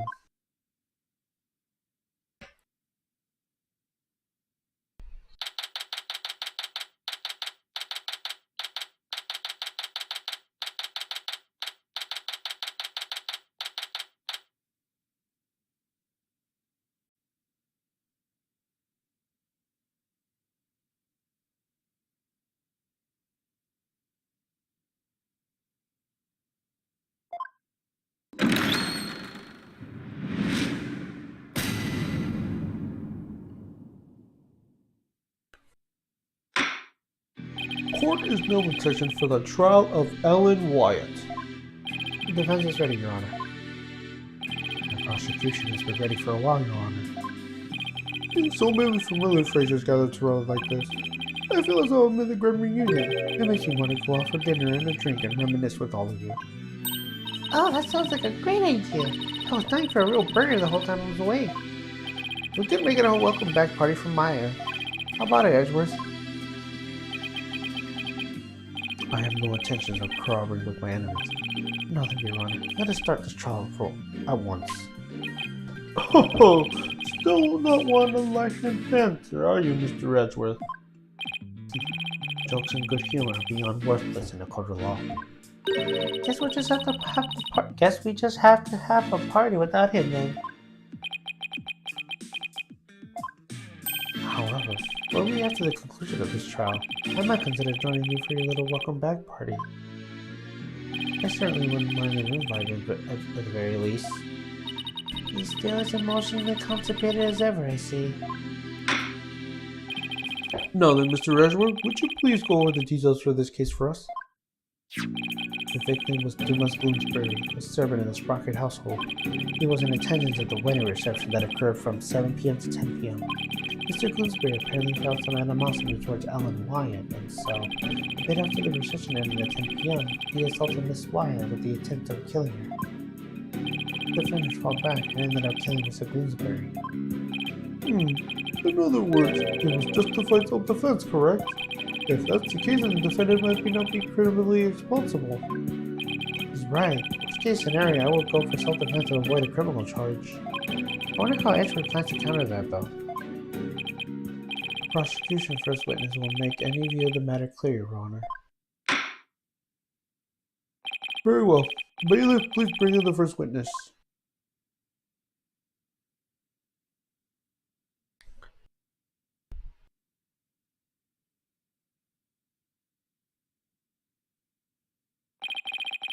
Please state your name and occupation, witness. Emma Sky, forensic investigator. And I'd also like to say, sir, that being in the same courtroom as you is a great honor.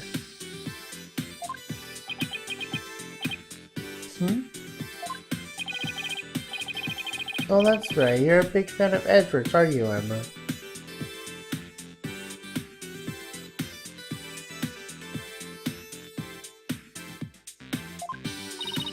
We're good friends and all, Mr. Wright. But just this once, I intend to faithfully and fully testify for the prosecution. And I do mean that wholeheartedly. I expect no less from you. Yes, sir, and I'm going to do my very best. I think you lost a popularity contest to Mr. Edgeworth, Nick. Meh, I really could care less. Besides, she'll see who's the better lawyer when I win this trial. Yeah, maybe then you'll actually really care less. Go to this guy, if you please.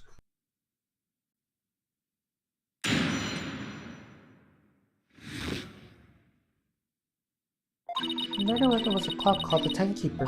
victim was hit from behind and he fell over right into the lantern. The defendant was spotted then, standing in front of the body holding the murder weapon. The victim was struck twice, by the way. He was struck twice? That's right. There's no mistake about it. The first blow was on the back of the victim's head. It was hard enough to knock him unconscious. Yet despite the fact that he had been immobilized by the first blow, the defendant delivered the second fatal blow on the side of the victim's head. Which means... what exactly?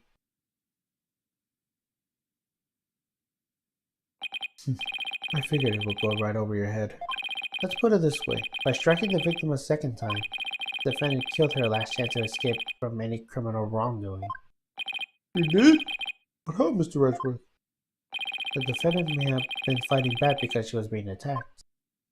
However, she then went on to deliver the fatal blow to the man who already had fully unconscious. Nick, is he saying what I think he sees? I don't feel so well. And thus, Mr. Wright has justified self-defense been removed from the table.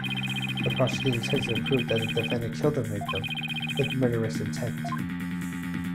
Allow me to unilaterally submit the victim's autopsy report. So that's why he was acting all smug. Well, more smug than usual. It's fine, right? Now that we're going to plead self-defense anyways, right? Right, but now the judge has a negative impression of Ellen. He may not get to prosecute much anymore. He definitely hasn't lost his touch.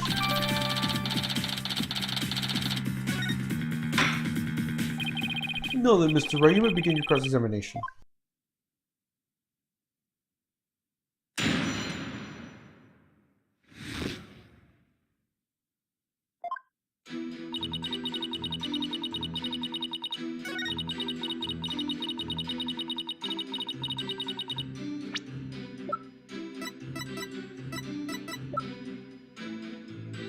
Objection! This is Sky. I'm afraid I have to apologize in advance. For what? For embarrassing you in front of your idol. What do you mean? If you take a look at this photo of the crime scene, you'll see that the victim was lying on his back. But then the victim has been hit from behind as he claimed, and he should have fallen over at the lantern's face head down. It's not enough to simply take someone's side inside the Sky, even if it's Mr. Edgeworth's. This appears to be a flaw in Justice Guy's testimony. Mr. Wright, if you think I'm gonna just sit back down, you'd be sadly mistaken. I wasn't usually fired up today.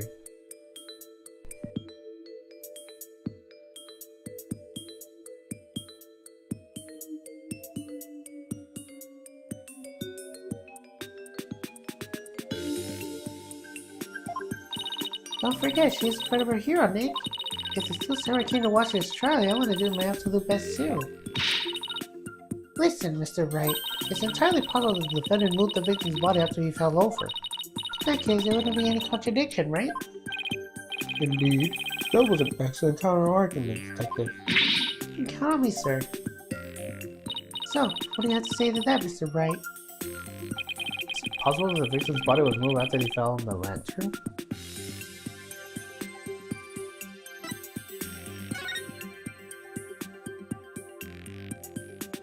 Sorry, Detective, but there's no way the victim's body had moved after his death. Really? What makes you so sure? One look at this here and it should be obvious.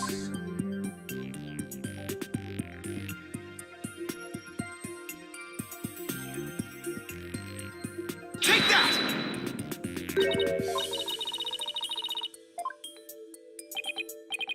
That's not right.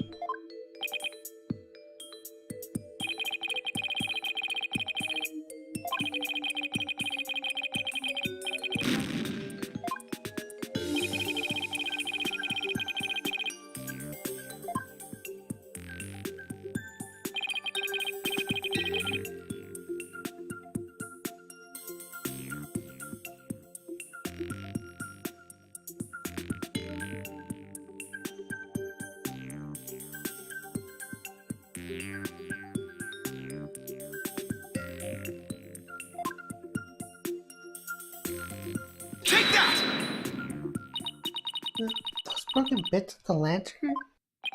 Yes, if the body has been moved after the fact, these fragments would have fallen off of it. But as you can clearly see, they're lying perfectly undisturbed on top of the body. This means that the victim must have been lying face upwards before the lantern even broke. You're right. Wait a minute, if that's true, then where was the victim killed? I mean, this lantern was still whole during the reception, right? Right, which means we just overturned a major assumption about this case. If the victim was already dead before the lantern was even broken, then the body must have been inside the lantern since before the reception started. In other words, the defense asserts that the victim was killed before the wedding reception. What?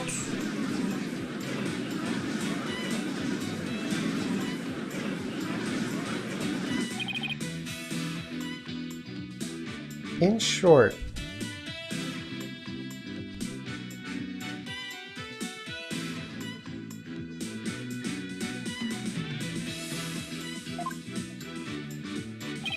when Miss Wyatt was seen standing in front of the body after the reception, it wasn't the moment just after the murder was committed.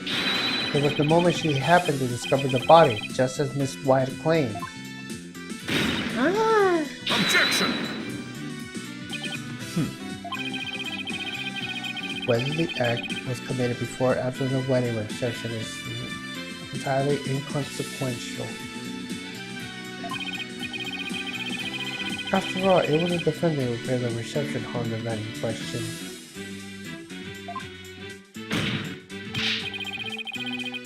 Therefore, when the murder occurred, changes nothing with regard to her split guilt. She could have killed the victim before the reception, as she claimed.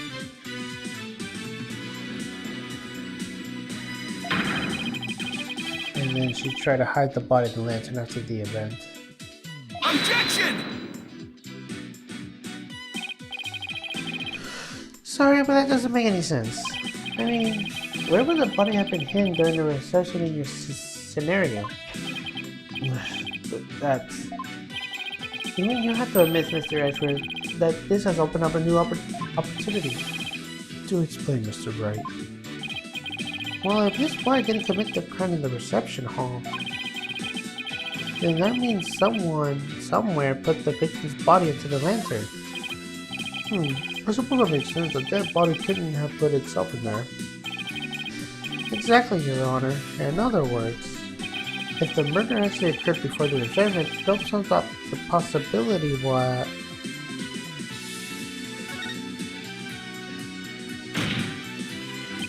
If the body was hidden inside the lantern, then it's possible that the body was moved along with it from somewhere else.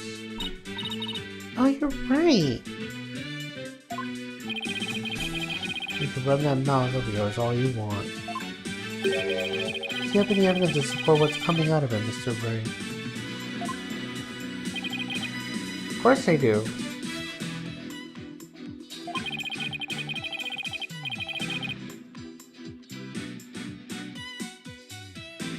I think the answer lies in the piece of evidence. Said something.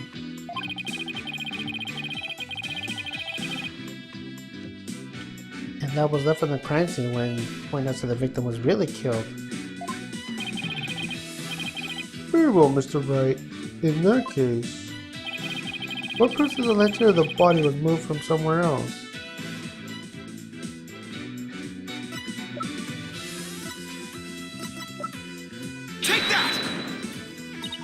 Photo of the victim again? Yes. I like the court to focus on this thing right here. Take that! Flower petals, Mr. Wright? These petals are from the kind of flower that are now present at the reception hall. This means they were gotten from the lantern, that it was from somewhere else. And just where do you focus somewhere else to be, Mr. Wright? I propose that this piece of evidence will tell us where the flower petals came from. Take that! Just take a look at the flowers of this picture of the hole. Notice how the petals are the same shape as the petals from the crime scene photo? Yes, I see. They do look to be some kind of same kind of flower. Objection!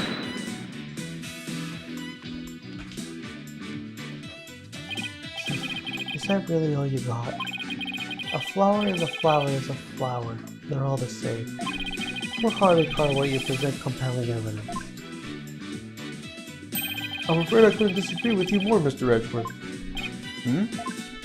I gave a flower of this type to my lovely wife once when we were young. I can assure you that this is very meaningful and compelling evidence indeed. The soundness of my judgment of this matter is backed by nothing less than pure love.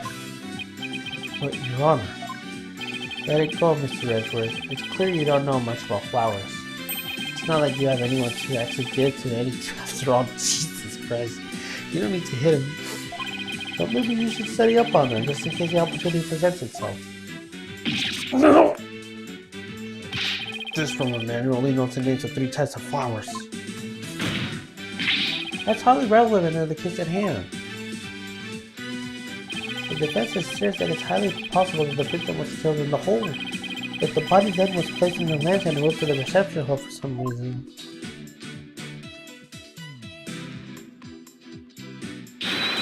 It would completely destroy the prosecution's case. And you mean the body was... Yes, the victim's body was.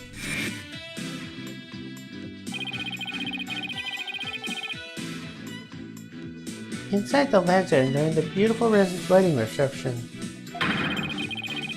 And while the defendant and her betrothed were celebrating their love. What?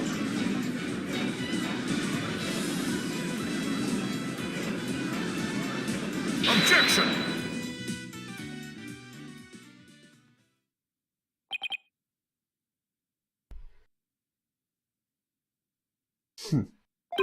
His smooth talking might work on his hotter, but it won't work on me. What are you talking about? Take another good look at the evidence and you'll see what I mean. I wish you would just tell me already.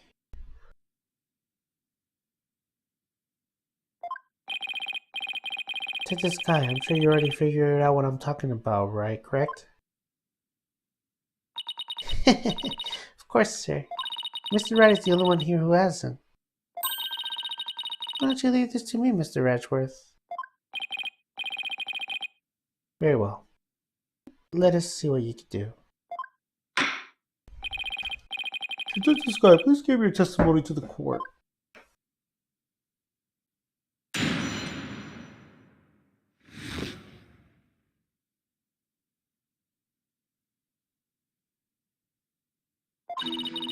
The victim could have been killed before the reception. Autopsy report says the estimated time of death was after the reception. And the estimated time of death is correct. There's no way it could be wrong.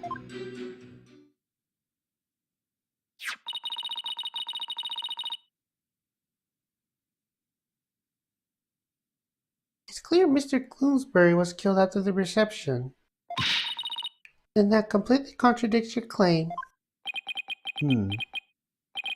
I guess so. Tell me you took at least a clearly sense of the autopsy report, Mr. Wright. It appears you've grown rusty since your last outing. Might I suggest you go back to brush up the basics? Sure, though I must say you're as cocky as ever, Mr. Edgeworth. I beg your pardon? What are you trying to say, Mr. Wright? I'm just saying, go back to the basics. That's what Mr. Edgeworth wants. I'll prove her badly. She's underestimating the good-fashioned cross-examination.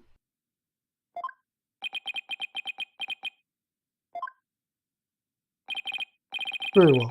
Let us see you put your money where your mouth is, Mr. Wright.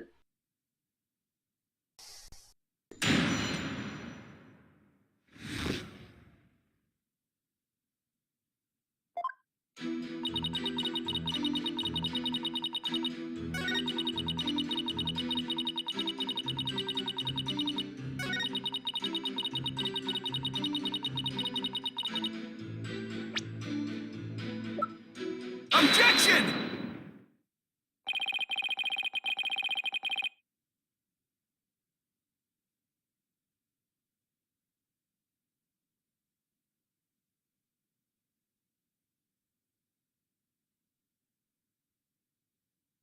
I admit that the estimated time of death does contradict my theory. Finally, it means your theory was the victim was killed before the reception. It's still entirely plausible. Huh? What makes you think that? The killer could have falsified the time of death by using a certain item in the reception hall. Let's take a look at this. And what is the contraption, Mr. Wright? It's a fog machine, Your Honor, used to create a special romantic atmosphere in the hall. And this machine could have been used to falsify the time of death? Yes, Your Honor, because this machine uses dry ice to perform the magic. Dry ice? Oh yes, the super cold stuff commonly used to make theoretical fog, correct? I see, so you claim that this dry ice is that used to the body here. Well...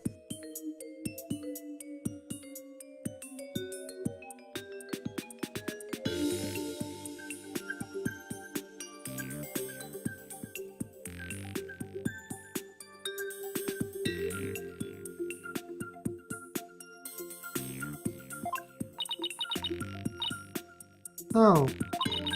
In that case, I guess the victim could have been killed before the reception.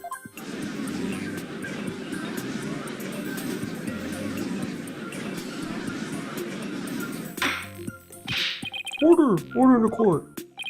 Well, Mr. Edwards, what do you have to say about this development? That the victim was killed in the hall before the wedding reception. The prosecution acknowledged the possibility of this claim. Now we're getting somewhere. The prosecution will also like to thank you, Mr. Wright. Huh? For what? I didn't know how a piece of evidence fit into this case. But now, thanks to you, I do.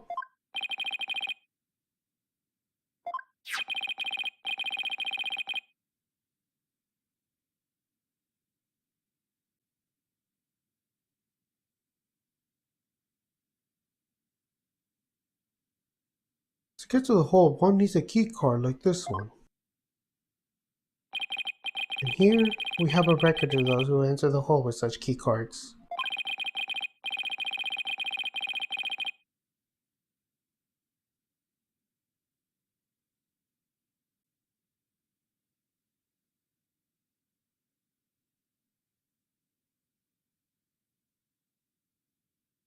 Times were specified, but these are the last entries of the day of the murder. And as you can see, the last person into the hole that day was the defendant. What? So the one who moved the body out of the hole, there must have been... That's right. It was none other than the defendant.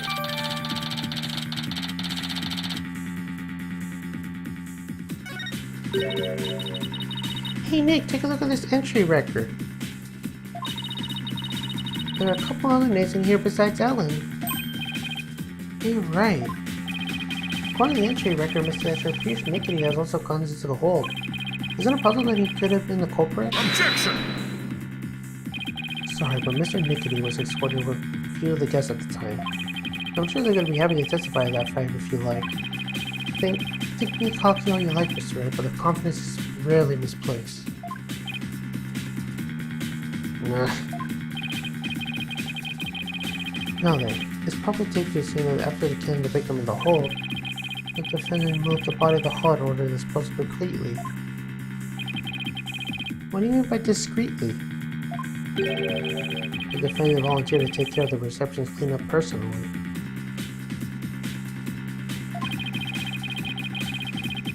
That means I wouldn't have the chance to dispose of anything the way she wanted, including risk the lantern off the airship without raising any suspicion. Don't tell me you didn't know about Miss White volunteering for cleanup duty, Mr. Wright.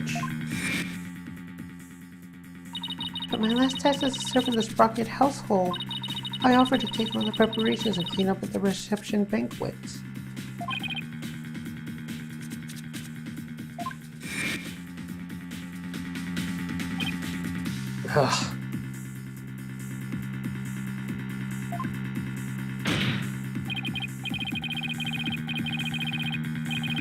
Look at you, sweating bullets like a bullet, even after all the years. Nevertheless.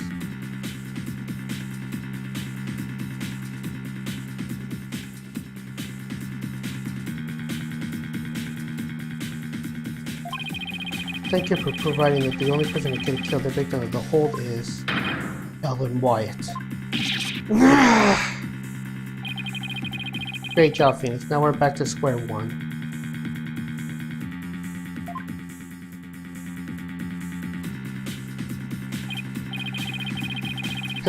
Perhaps you'd like to ask Miss Sykes for some help to reviewing Defense for Dummies. Way to go, sir. You got Mr. Wright in a cold sweat. I wonder if maybe the promise of seeing that miserable look on his face is what brought me back to court today. It certainly made all the stress and woes of chief prosecutors just melted away. I guess he had a lot of stress building up. I'll give him something to stress over before we through today. Your Honor, the prosecution announced we rendered the verdict at this time. Before that man over there tries to throw up the court into chaos with his meaningless bluffs. I see, Mr. Wright.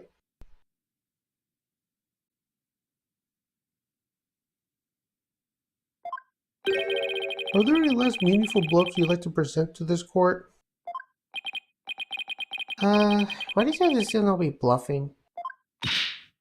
Nick, hurry up and throw a good one out there. I will.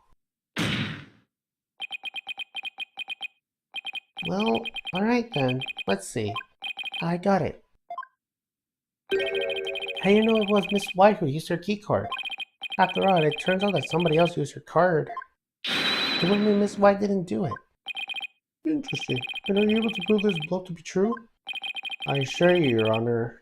I assure you, I'm not bluffing, Your Honor. Well, now what? Wait a minute, Nick. I can think of a certain somebody who might have used Ellen's keycard. You can? Remember? The one who was sneaking around the hold in spite of not being the family member? Oh, that's right.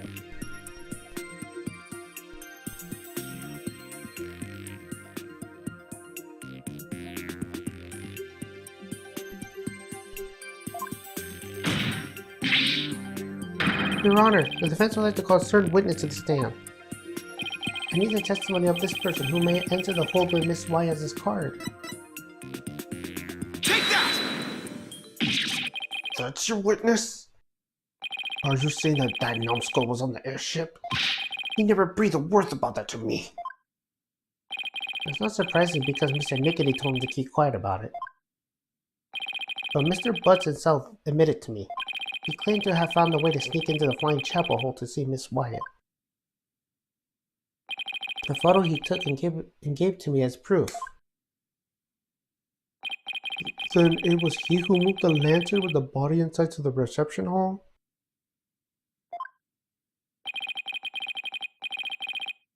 You know as well as that with him anything is possible. And that the possibility we should definitely look into. I can't believe this. What in the world's he doing mixing up with this? Come on, Mr. Edgeworth. Remember how we've been saying that since elementary school? When something smells, it's usually the butts. Exactly. That Larry, he'll pay for this. Well, if you want to extract your payment now, he's right up there in the gallery. Yikes! Bailiff, seize that witness before he makes a run for it. No! Why does this stuff always happen to me? Sorry, Larry, but you put this on yourself. Let us break for a 15-minute recess. I ask that both sides prepare the next witness testimony during that time.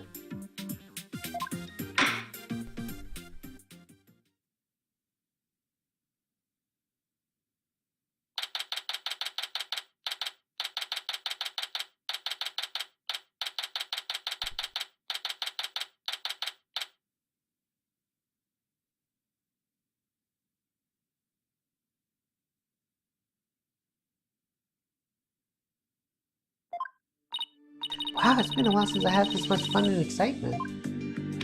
Face off against Mr. Edgeworth, the narrating type for a walk for the defense. Whew, I'm exhausted already. Boss! I'm here for moral support. Athena, are you all done practicing for Trucy's magic show? Well, to be perfectly honest, I sort of ran away. That's because I was putting my life in danger, I tell you. I see. I think I'll need to have a one-on-one with her. You're really athletic and fit, Athena, so Trucy thinks she can run you ragged. That may be true.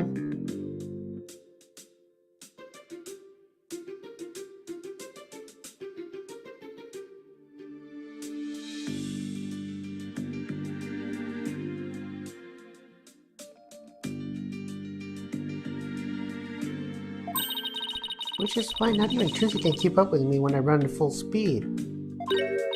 Ha! Looks like you spoke too soon, Athena. Never underestimate the results when there's the great magician. Huh? Magical girl Trucy Wright is on the scene. No!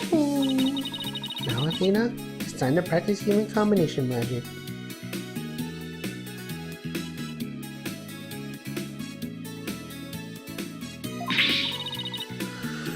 Go on, douse yourself in this gasoline. Don't worry, it's a magic after all, so it's perfectly safe.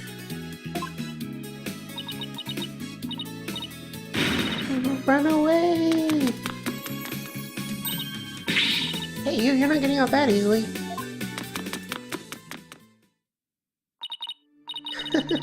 They get along so well, don't they? It reminds me of the good old days. You, me, and Pearly. Oh, and Detective Gumshoe. I can't forget him. And we still haven't seen him. We have all kinds of fun in these crime scenes back then, remember? They didn't need to do all the serious investigating, as I recall.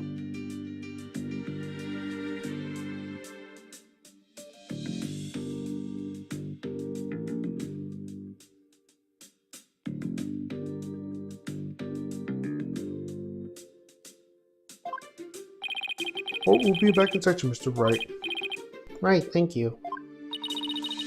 Now there's the next witness, right? I can't see to see what happens. Sadly, I can already imagine it.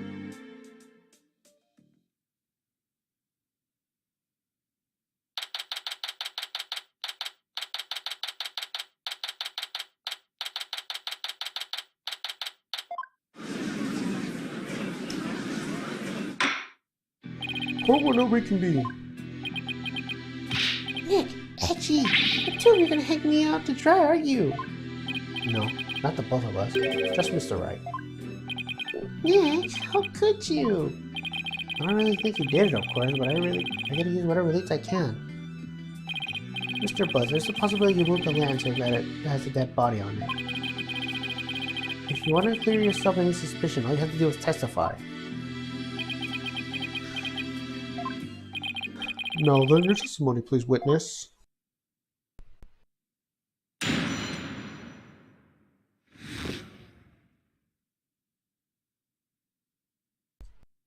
Nick is a real jerk face.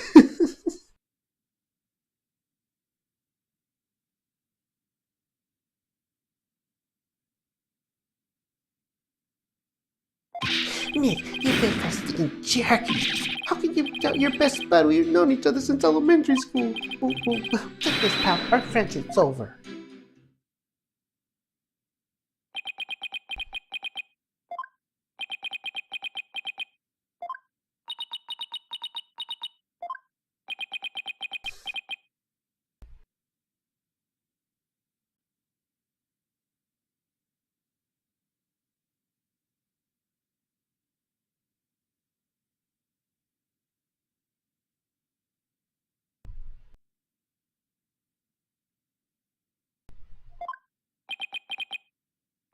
Well, go ahead, Mr. Wright. It's all yours.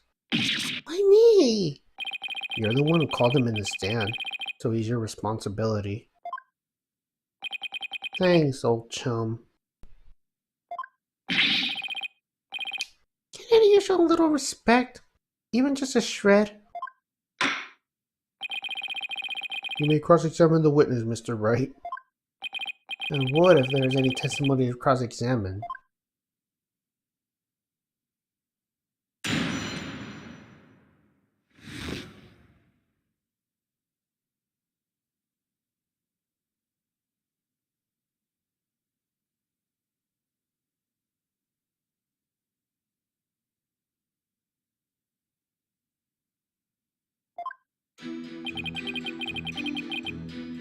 Hold it!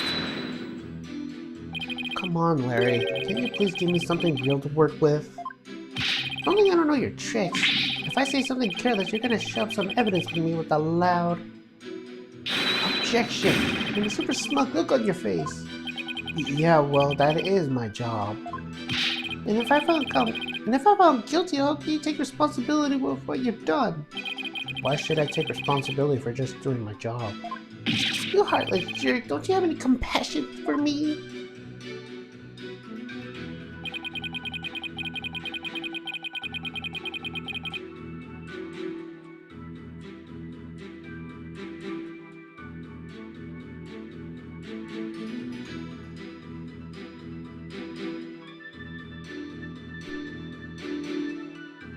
Hold it!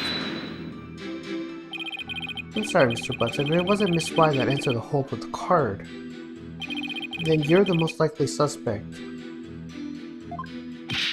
Nick, are you actually doubting the innocence of your old childhood friend? Well, technically, yes. It isn't impersonal, I assure you. Oh, your friend would believe in me no matter what. Can't you see my tears? Don't make me anything to you. Nick. You don't really think you could cry your way out of this, don't you? Okay, fine, is that case.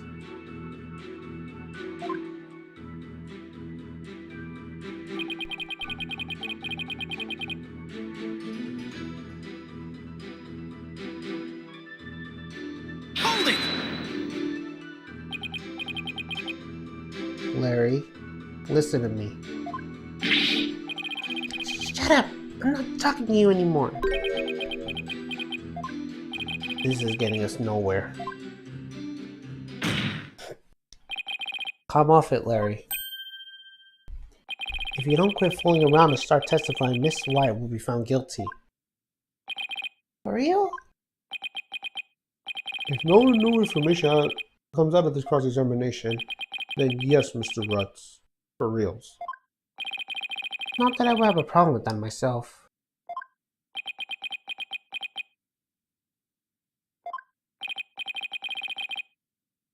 Larry, just tell us the truth already. Did you not get on the hold and move out the land to the reception hall? I never move any bull lantern, I tell ya. Bull lantern? What? Did I say something weird? You told me that you didn't attend the wedding reception.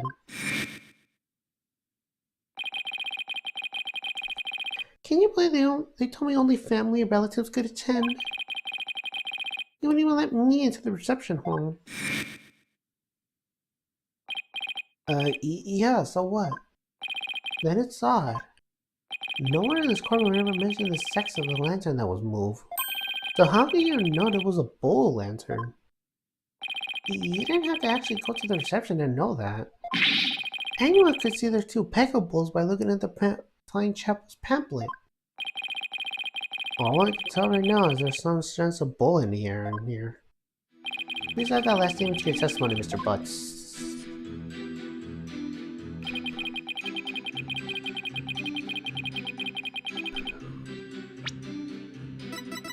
Objection! I want you to take a look at this, Mr. Butts.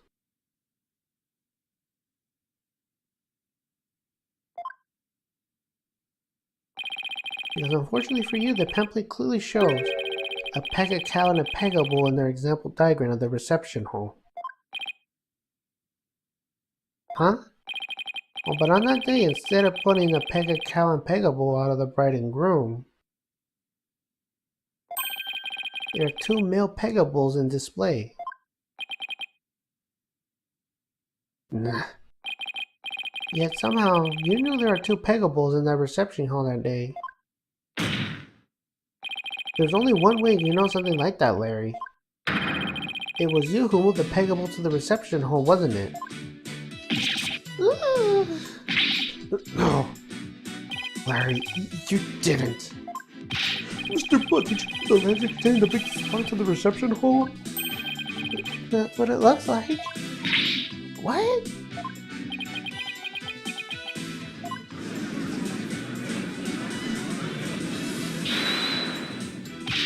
Wait, Nick. You don't think I'm the murderer, do ya? Maybe you and Mr. Gooseberry were fighting over Miss Wright and you ended up killing him? Oh yeah, not you too. Look, I did sneak to the reception, but that's as far as I went. You know me, I wouldn't hurt a fly. You snuck into the reception? Yeah, sure, some of the Sprocket men caught and locked me up in one of the cabins. It was pretty awful, actually, but that's what I think that drawing of the pterodactyl I showed you, Nick. X-nay on the exodosis there, eh? Mr. Wright, not even you would take this force that far, would you? We are talking about Larry. What do I do? Do I accuse Larry of being a true culprit?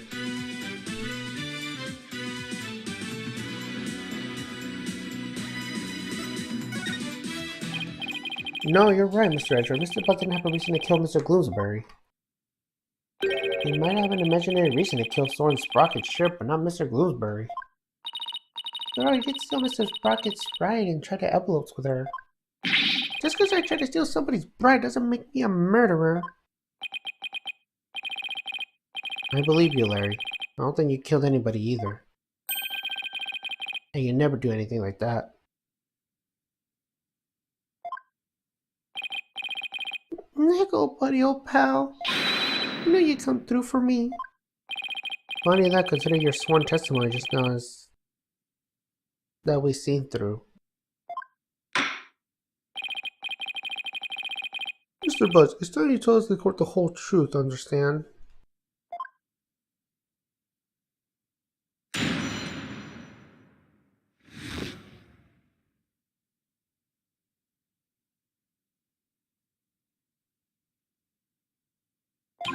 It's just like Nick said, I'm the one who moved the lantern.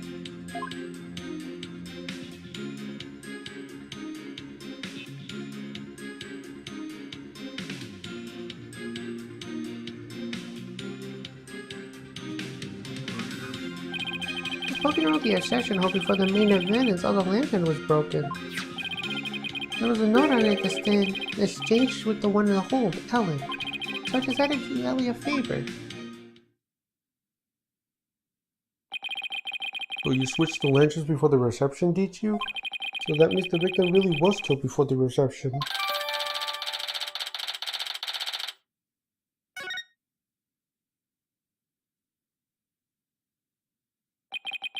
It would appear that Mr. Butts completely fell out of the detective's scheme. Scheme? What scheme? The note, or the defendant, exchanged with the one in the hold, Ellen. Mr. Butts moved the lantern with the body and it up to the reception hall because of this note. And thus, he has become the suspect of Mr. Gloomsbury's murder. The second lantern did feel pretty heavy.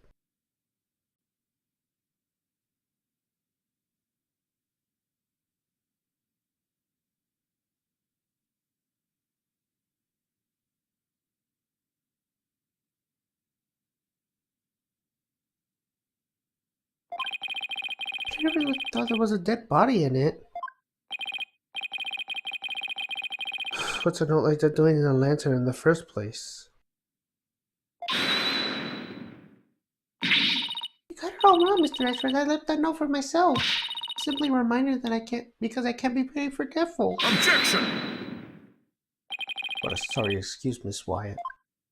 The prosecution contends that the note shows one face of the defendant's murderous plan. And you, Mr. Butts, you played right into Miss Wyatt's hands.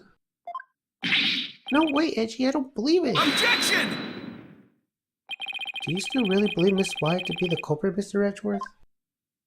Of course, my stance on the matter remains unchanged. If you think I'm wrong, then prove it with your cross-examination. Gladly. Very well, Mr. Wright, you may cross-examine the witness.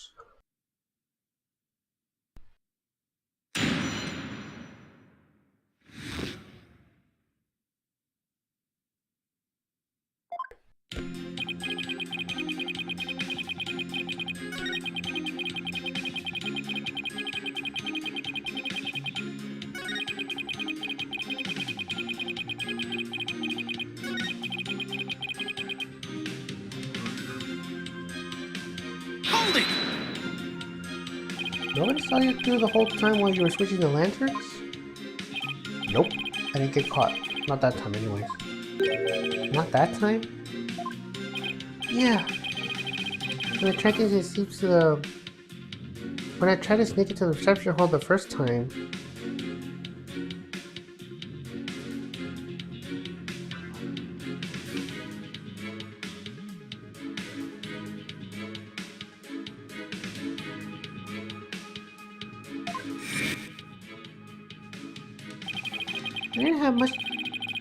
I didn't have so much thought those Sprocket men spotted me and nabbed me. All of my words are failing me right now. Exciting, don't you think? Larry, you need help. And then they locked me up in one of the cabins. Nick, why are you asking me such stuff like this for anyways? Shouldn't you try to prove Ellie's innocence? Well, is that statement of his important in this case? Mr. Butt's trying to crash the reception and subsequently get locked up in the cabin. I believe these might be important facts in this case, Your Honor. Very well, Mr. Butt, please add the statement to your testimony.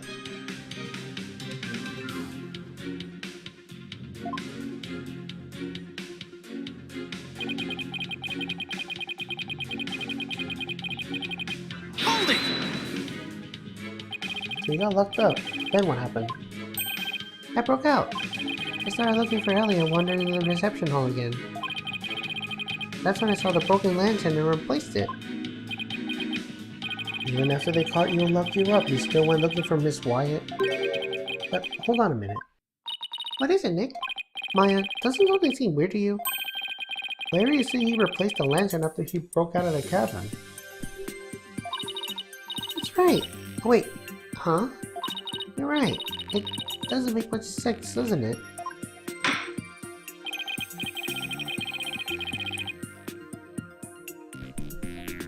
Mr. Wright, have you been consistency of the witness's statements?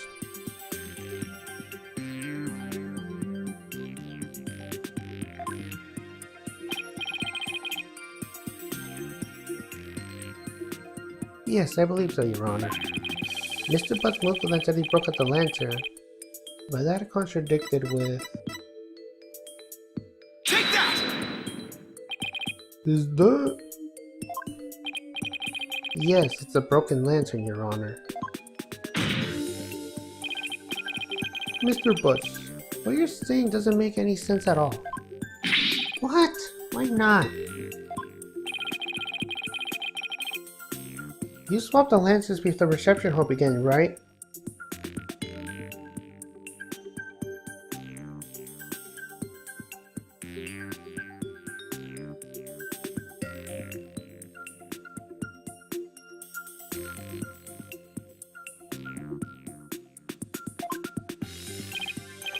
Yeah, that's what I said, isn't it?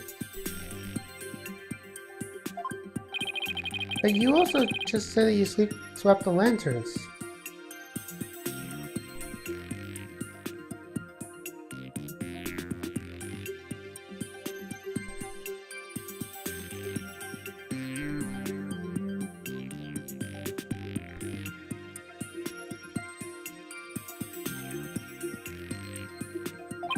After you got locked up in the cabin for trying to sneak into the reception. In other words, you're saying you swapped the lanterns both before the reception and after the reception took place. That certainly doesn't make any sense, doesn't it? Mr. Butts, do you spell the language before or after the reception?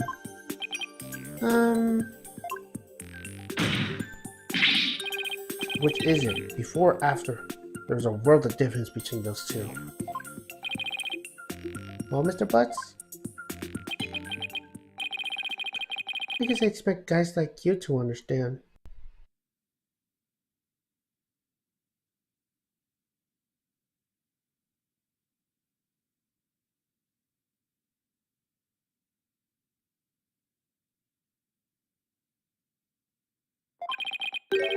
In a nutshell, we both before and after the reception. What? I tried to sneak into the first reception and got locked up. The first reception? Oh no, I don't like where this is going. Then, through the power of Emily's pendant, time got rerouted and we got back to the time before the reception. So after that, I replaced the lantern. It was both before the reception and after reception. Get it? We went back in time to before the reception, so of course the reception would take place one more night before that. After that, right? That's why I said it makes perfect sense. Mr. Wright, what in the world is this witness talking about?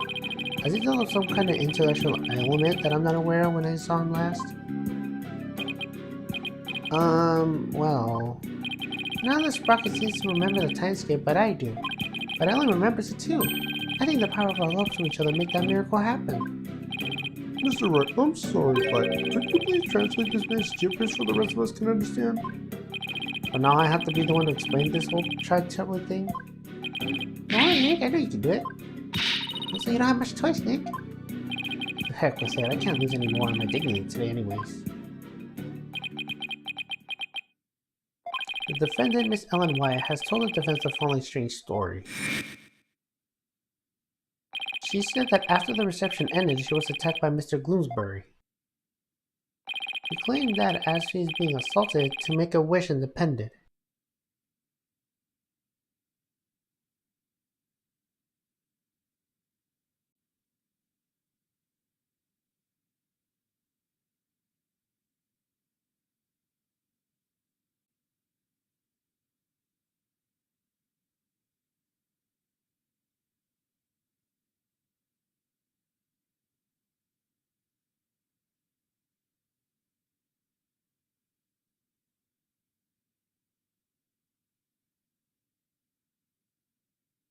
She claimed that while being assaulted, she made a wish upon her pendant. Please, take me back to that blissful moment. In doing so... Time apparently rewound itself to just before the reception began. Wait, what? I know it's hard to believe, but think about it this way. Through the power of the pendant, both Ellen Wyatt and Larry Butt experienced time travel. What?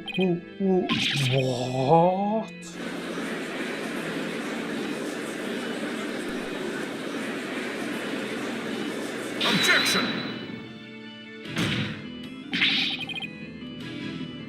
What absolute rubbish. Mr. Wright, I heard my fair share of your nonsense over the years, but this takes the cake. Have you thoroughly lost your mind? Objection! But this is simply the conclusion I came to, using that logic ability you love so much. What? The truth of the matter is the future president of Sprocket Aviation, Thorne Sprocket, has been researching time machines. So, what if the time machine has already been successfully created? And what if the Sprocket Aviation's top secret inventions?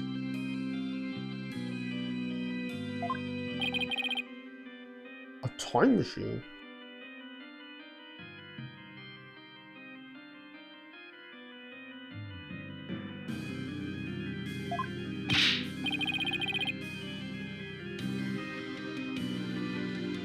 Yeah, he was saw something while I was being time traveling. It was a pterodactyl flying through the sky. Maybe the airship is set to travel through time in their honeymoon trip? What? A pterodactyl? Objection! You can't possibly have any evidence to back up your ridiculous time travel story. Well,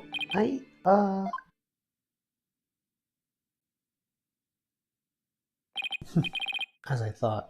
In any case, I now have the evidence to prove that you are no mere intelligent, Larry.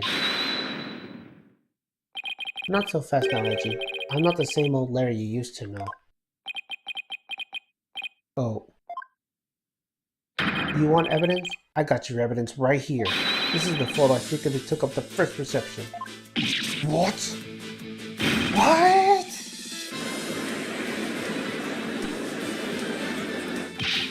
Larry, I can't believe you... Oh, anyway, good job. If we compare the photos of the first and second receptions and can't find a difference, then we'll be able to prove that the reception was held twice. You don't really think such a difference exists? Yes, Your Honor. I just need some time to find it for you. This is preposterous. Very well. Please show the court what's different then. This is proof positive the wedding reception was held twice. Take that! Please direct your attention to Miss Wyatt's bouquet of flowers. In this photo, one of her in-laws took, the defendant was holding a yellow bouquet.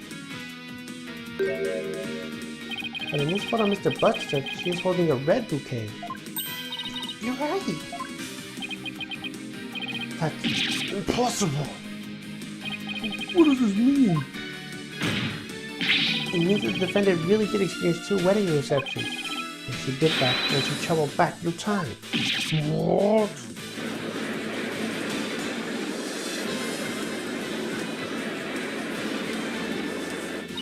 Nick, you did it. You proved Alan's time travel story to be true. Yeah, I can hardly believe myself.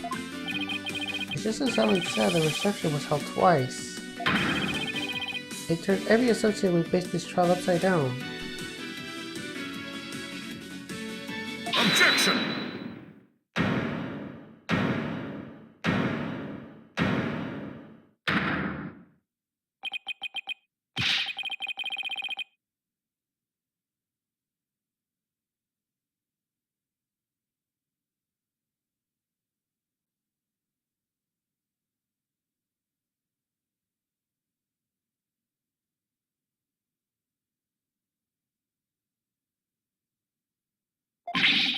Pure fiction under the guidance of pseudoscience at best. There is simply no such thing as train travel. I know it's hard, but can't you suspend your disbelief for 1 nanosecond, Edgeworth? I bet sci-fi movies can push all your buttons the wrong way, don't they, Mr. Edgeworth? I can totally picture you yelling, "That'll never happen," every 5 seconds of the screen.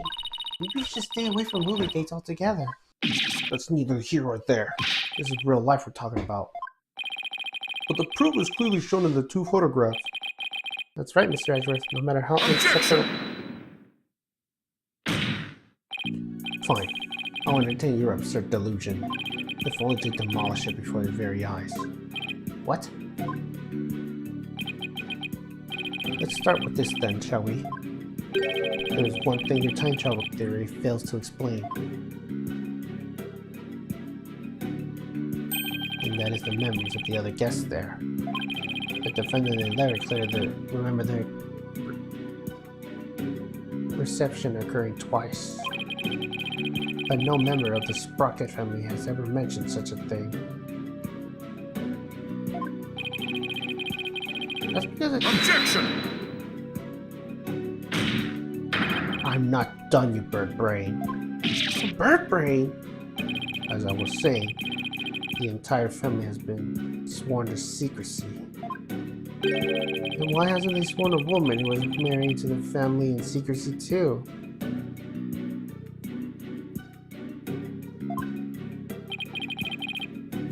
That's a good point. Honestly, of all the things have a little common sense, Mr. Wright.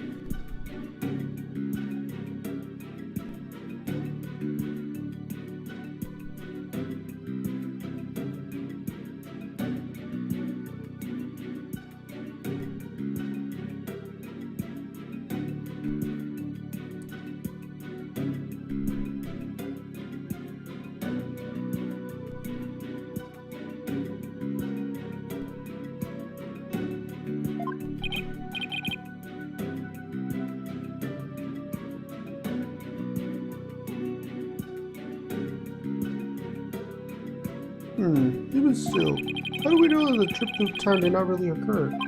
There is proof in the photo that it did, and besides, if time travel doesn't exist, well, I'll be a little disappointed, frankly.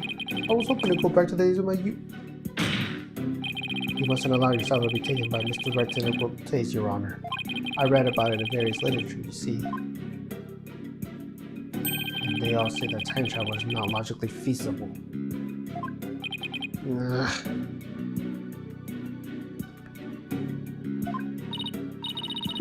Maybe your argument was just a little too nonsensical, Nick. Well, in that case...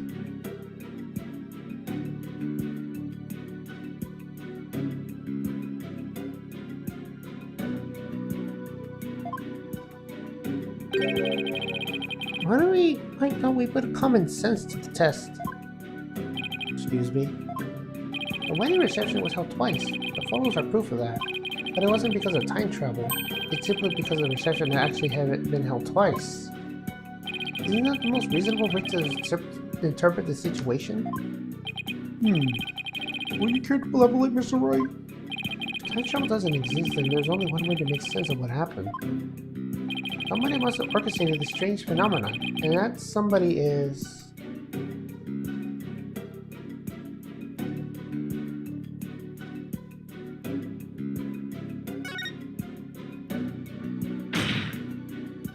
What if all the guests of the reception conspired together to hold the reception twice and keep quiet about it?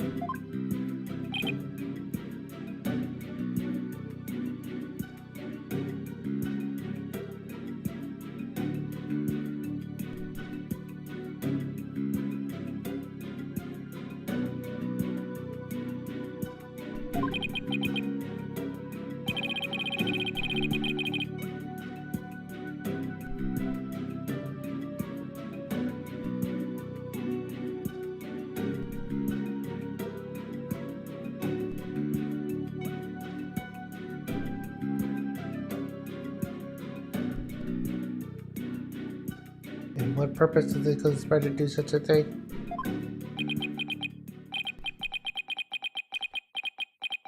Well,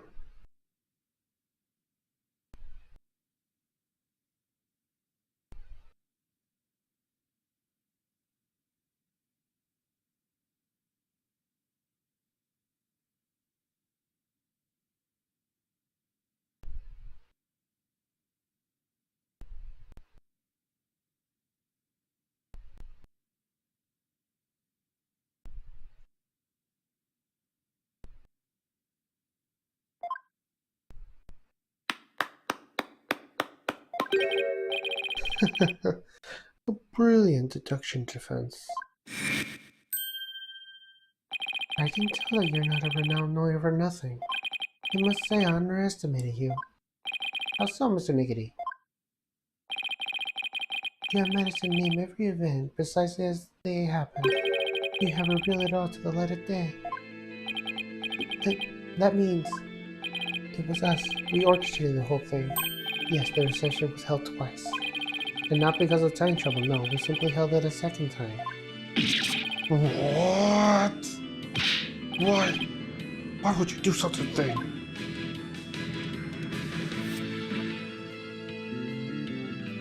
To make it as though the murder Miss Ellen committed never happened.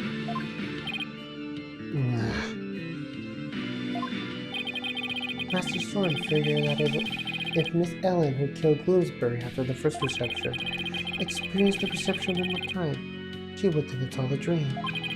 It was he who ordered us to make it happen. However, only the few, myself included, knew of Miss Ellen's crime.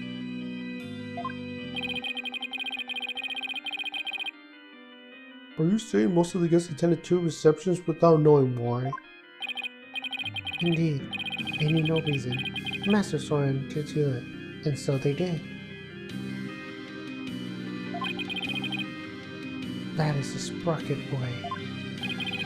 And who hid the body in the lantern? We did. But we did not anticipate the petals finding their way in, nor the actions of Mr. Butts.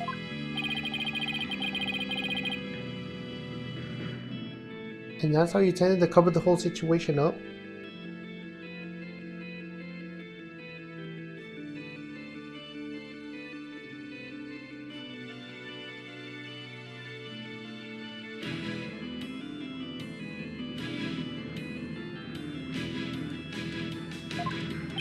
There is just one thing everyone here has wrong. The real scene of the murder was not the hole, it was the Visa deck. What? Then Miss White's recollection of the events must be correct. I admit we tried to cover this and set it up, but the fact that Miss Ellen killed Bloomsbury is undeniable. This is quite the internal moment.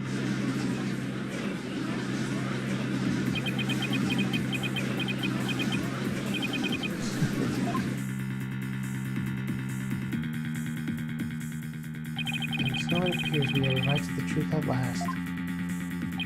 Now. Please do feel free to travel back in time, Mr. Wright. We intend to do this trial over again. Go on. Let's not get hasty, Edgewood. I bet you can't do it. I bet I can't either! Your Honor, we will have to hold a separate trial for the cover-up conspiracy later. And as far as this case goes, I believe we are ready to be ruling. Objection! Just before the defendant lost consciousness during her attack, she said she saw someone strike the victim. It's possible that this third party is a true culprit. Objection! Still wanted to believe the defendant's words. Perhaps you lost more than your touch during your time abroad.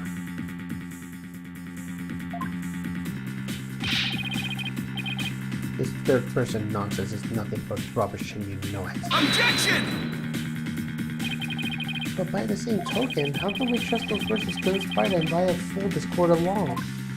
For all we know, they might still be hiding something.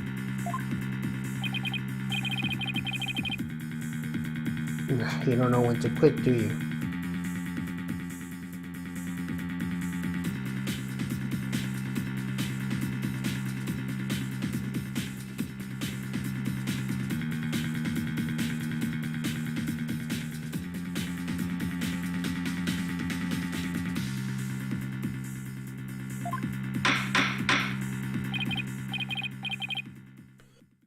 Now. Calm down, both of you. And because there isn't enough trustworthy information yet for me to render a verdict, let's suggest we continue this trial that both sides investigate the matter further. Very well, Your Honor. That was close. Mr. Nickety, as for you and your cohorts attempt to cover up this crime, your case will be brought in a separate trial following the resolution of this current one. Understood, Your Honor. Well then, this concludes today's trial. Court is adjourned.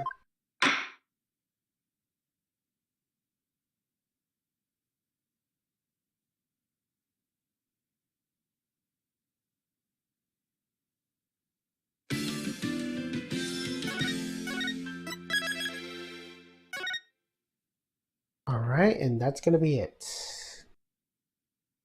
I think the next stream might be... Well, I can't guarantee this, but the next stream of Ace Attorney Spirit of Justice, the next stream might be the final Ace Attorney. This will be my final Ace Attorney Spirit of Justice stream. Potentially, because I am not sure. But for now, we're ending it.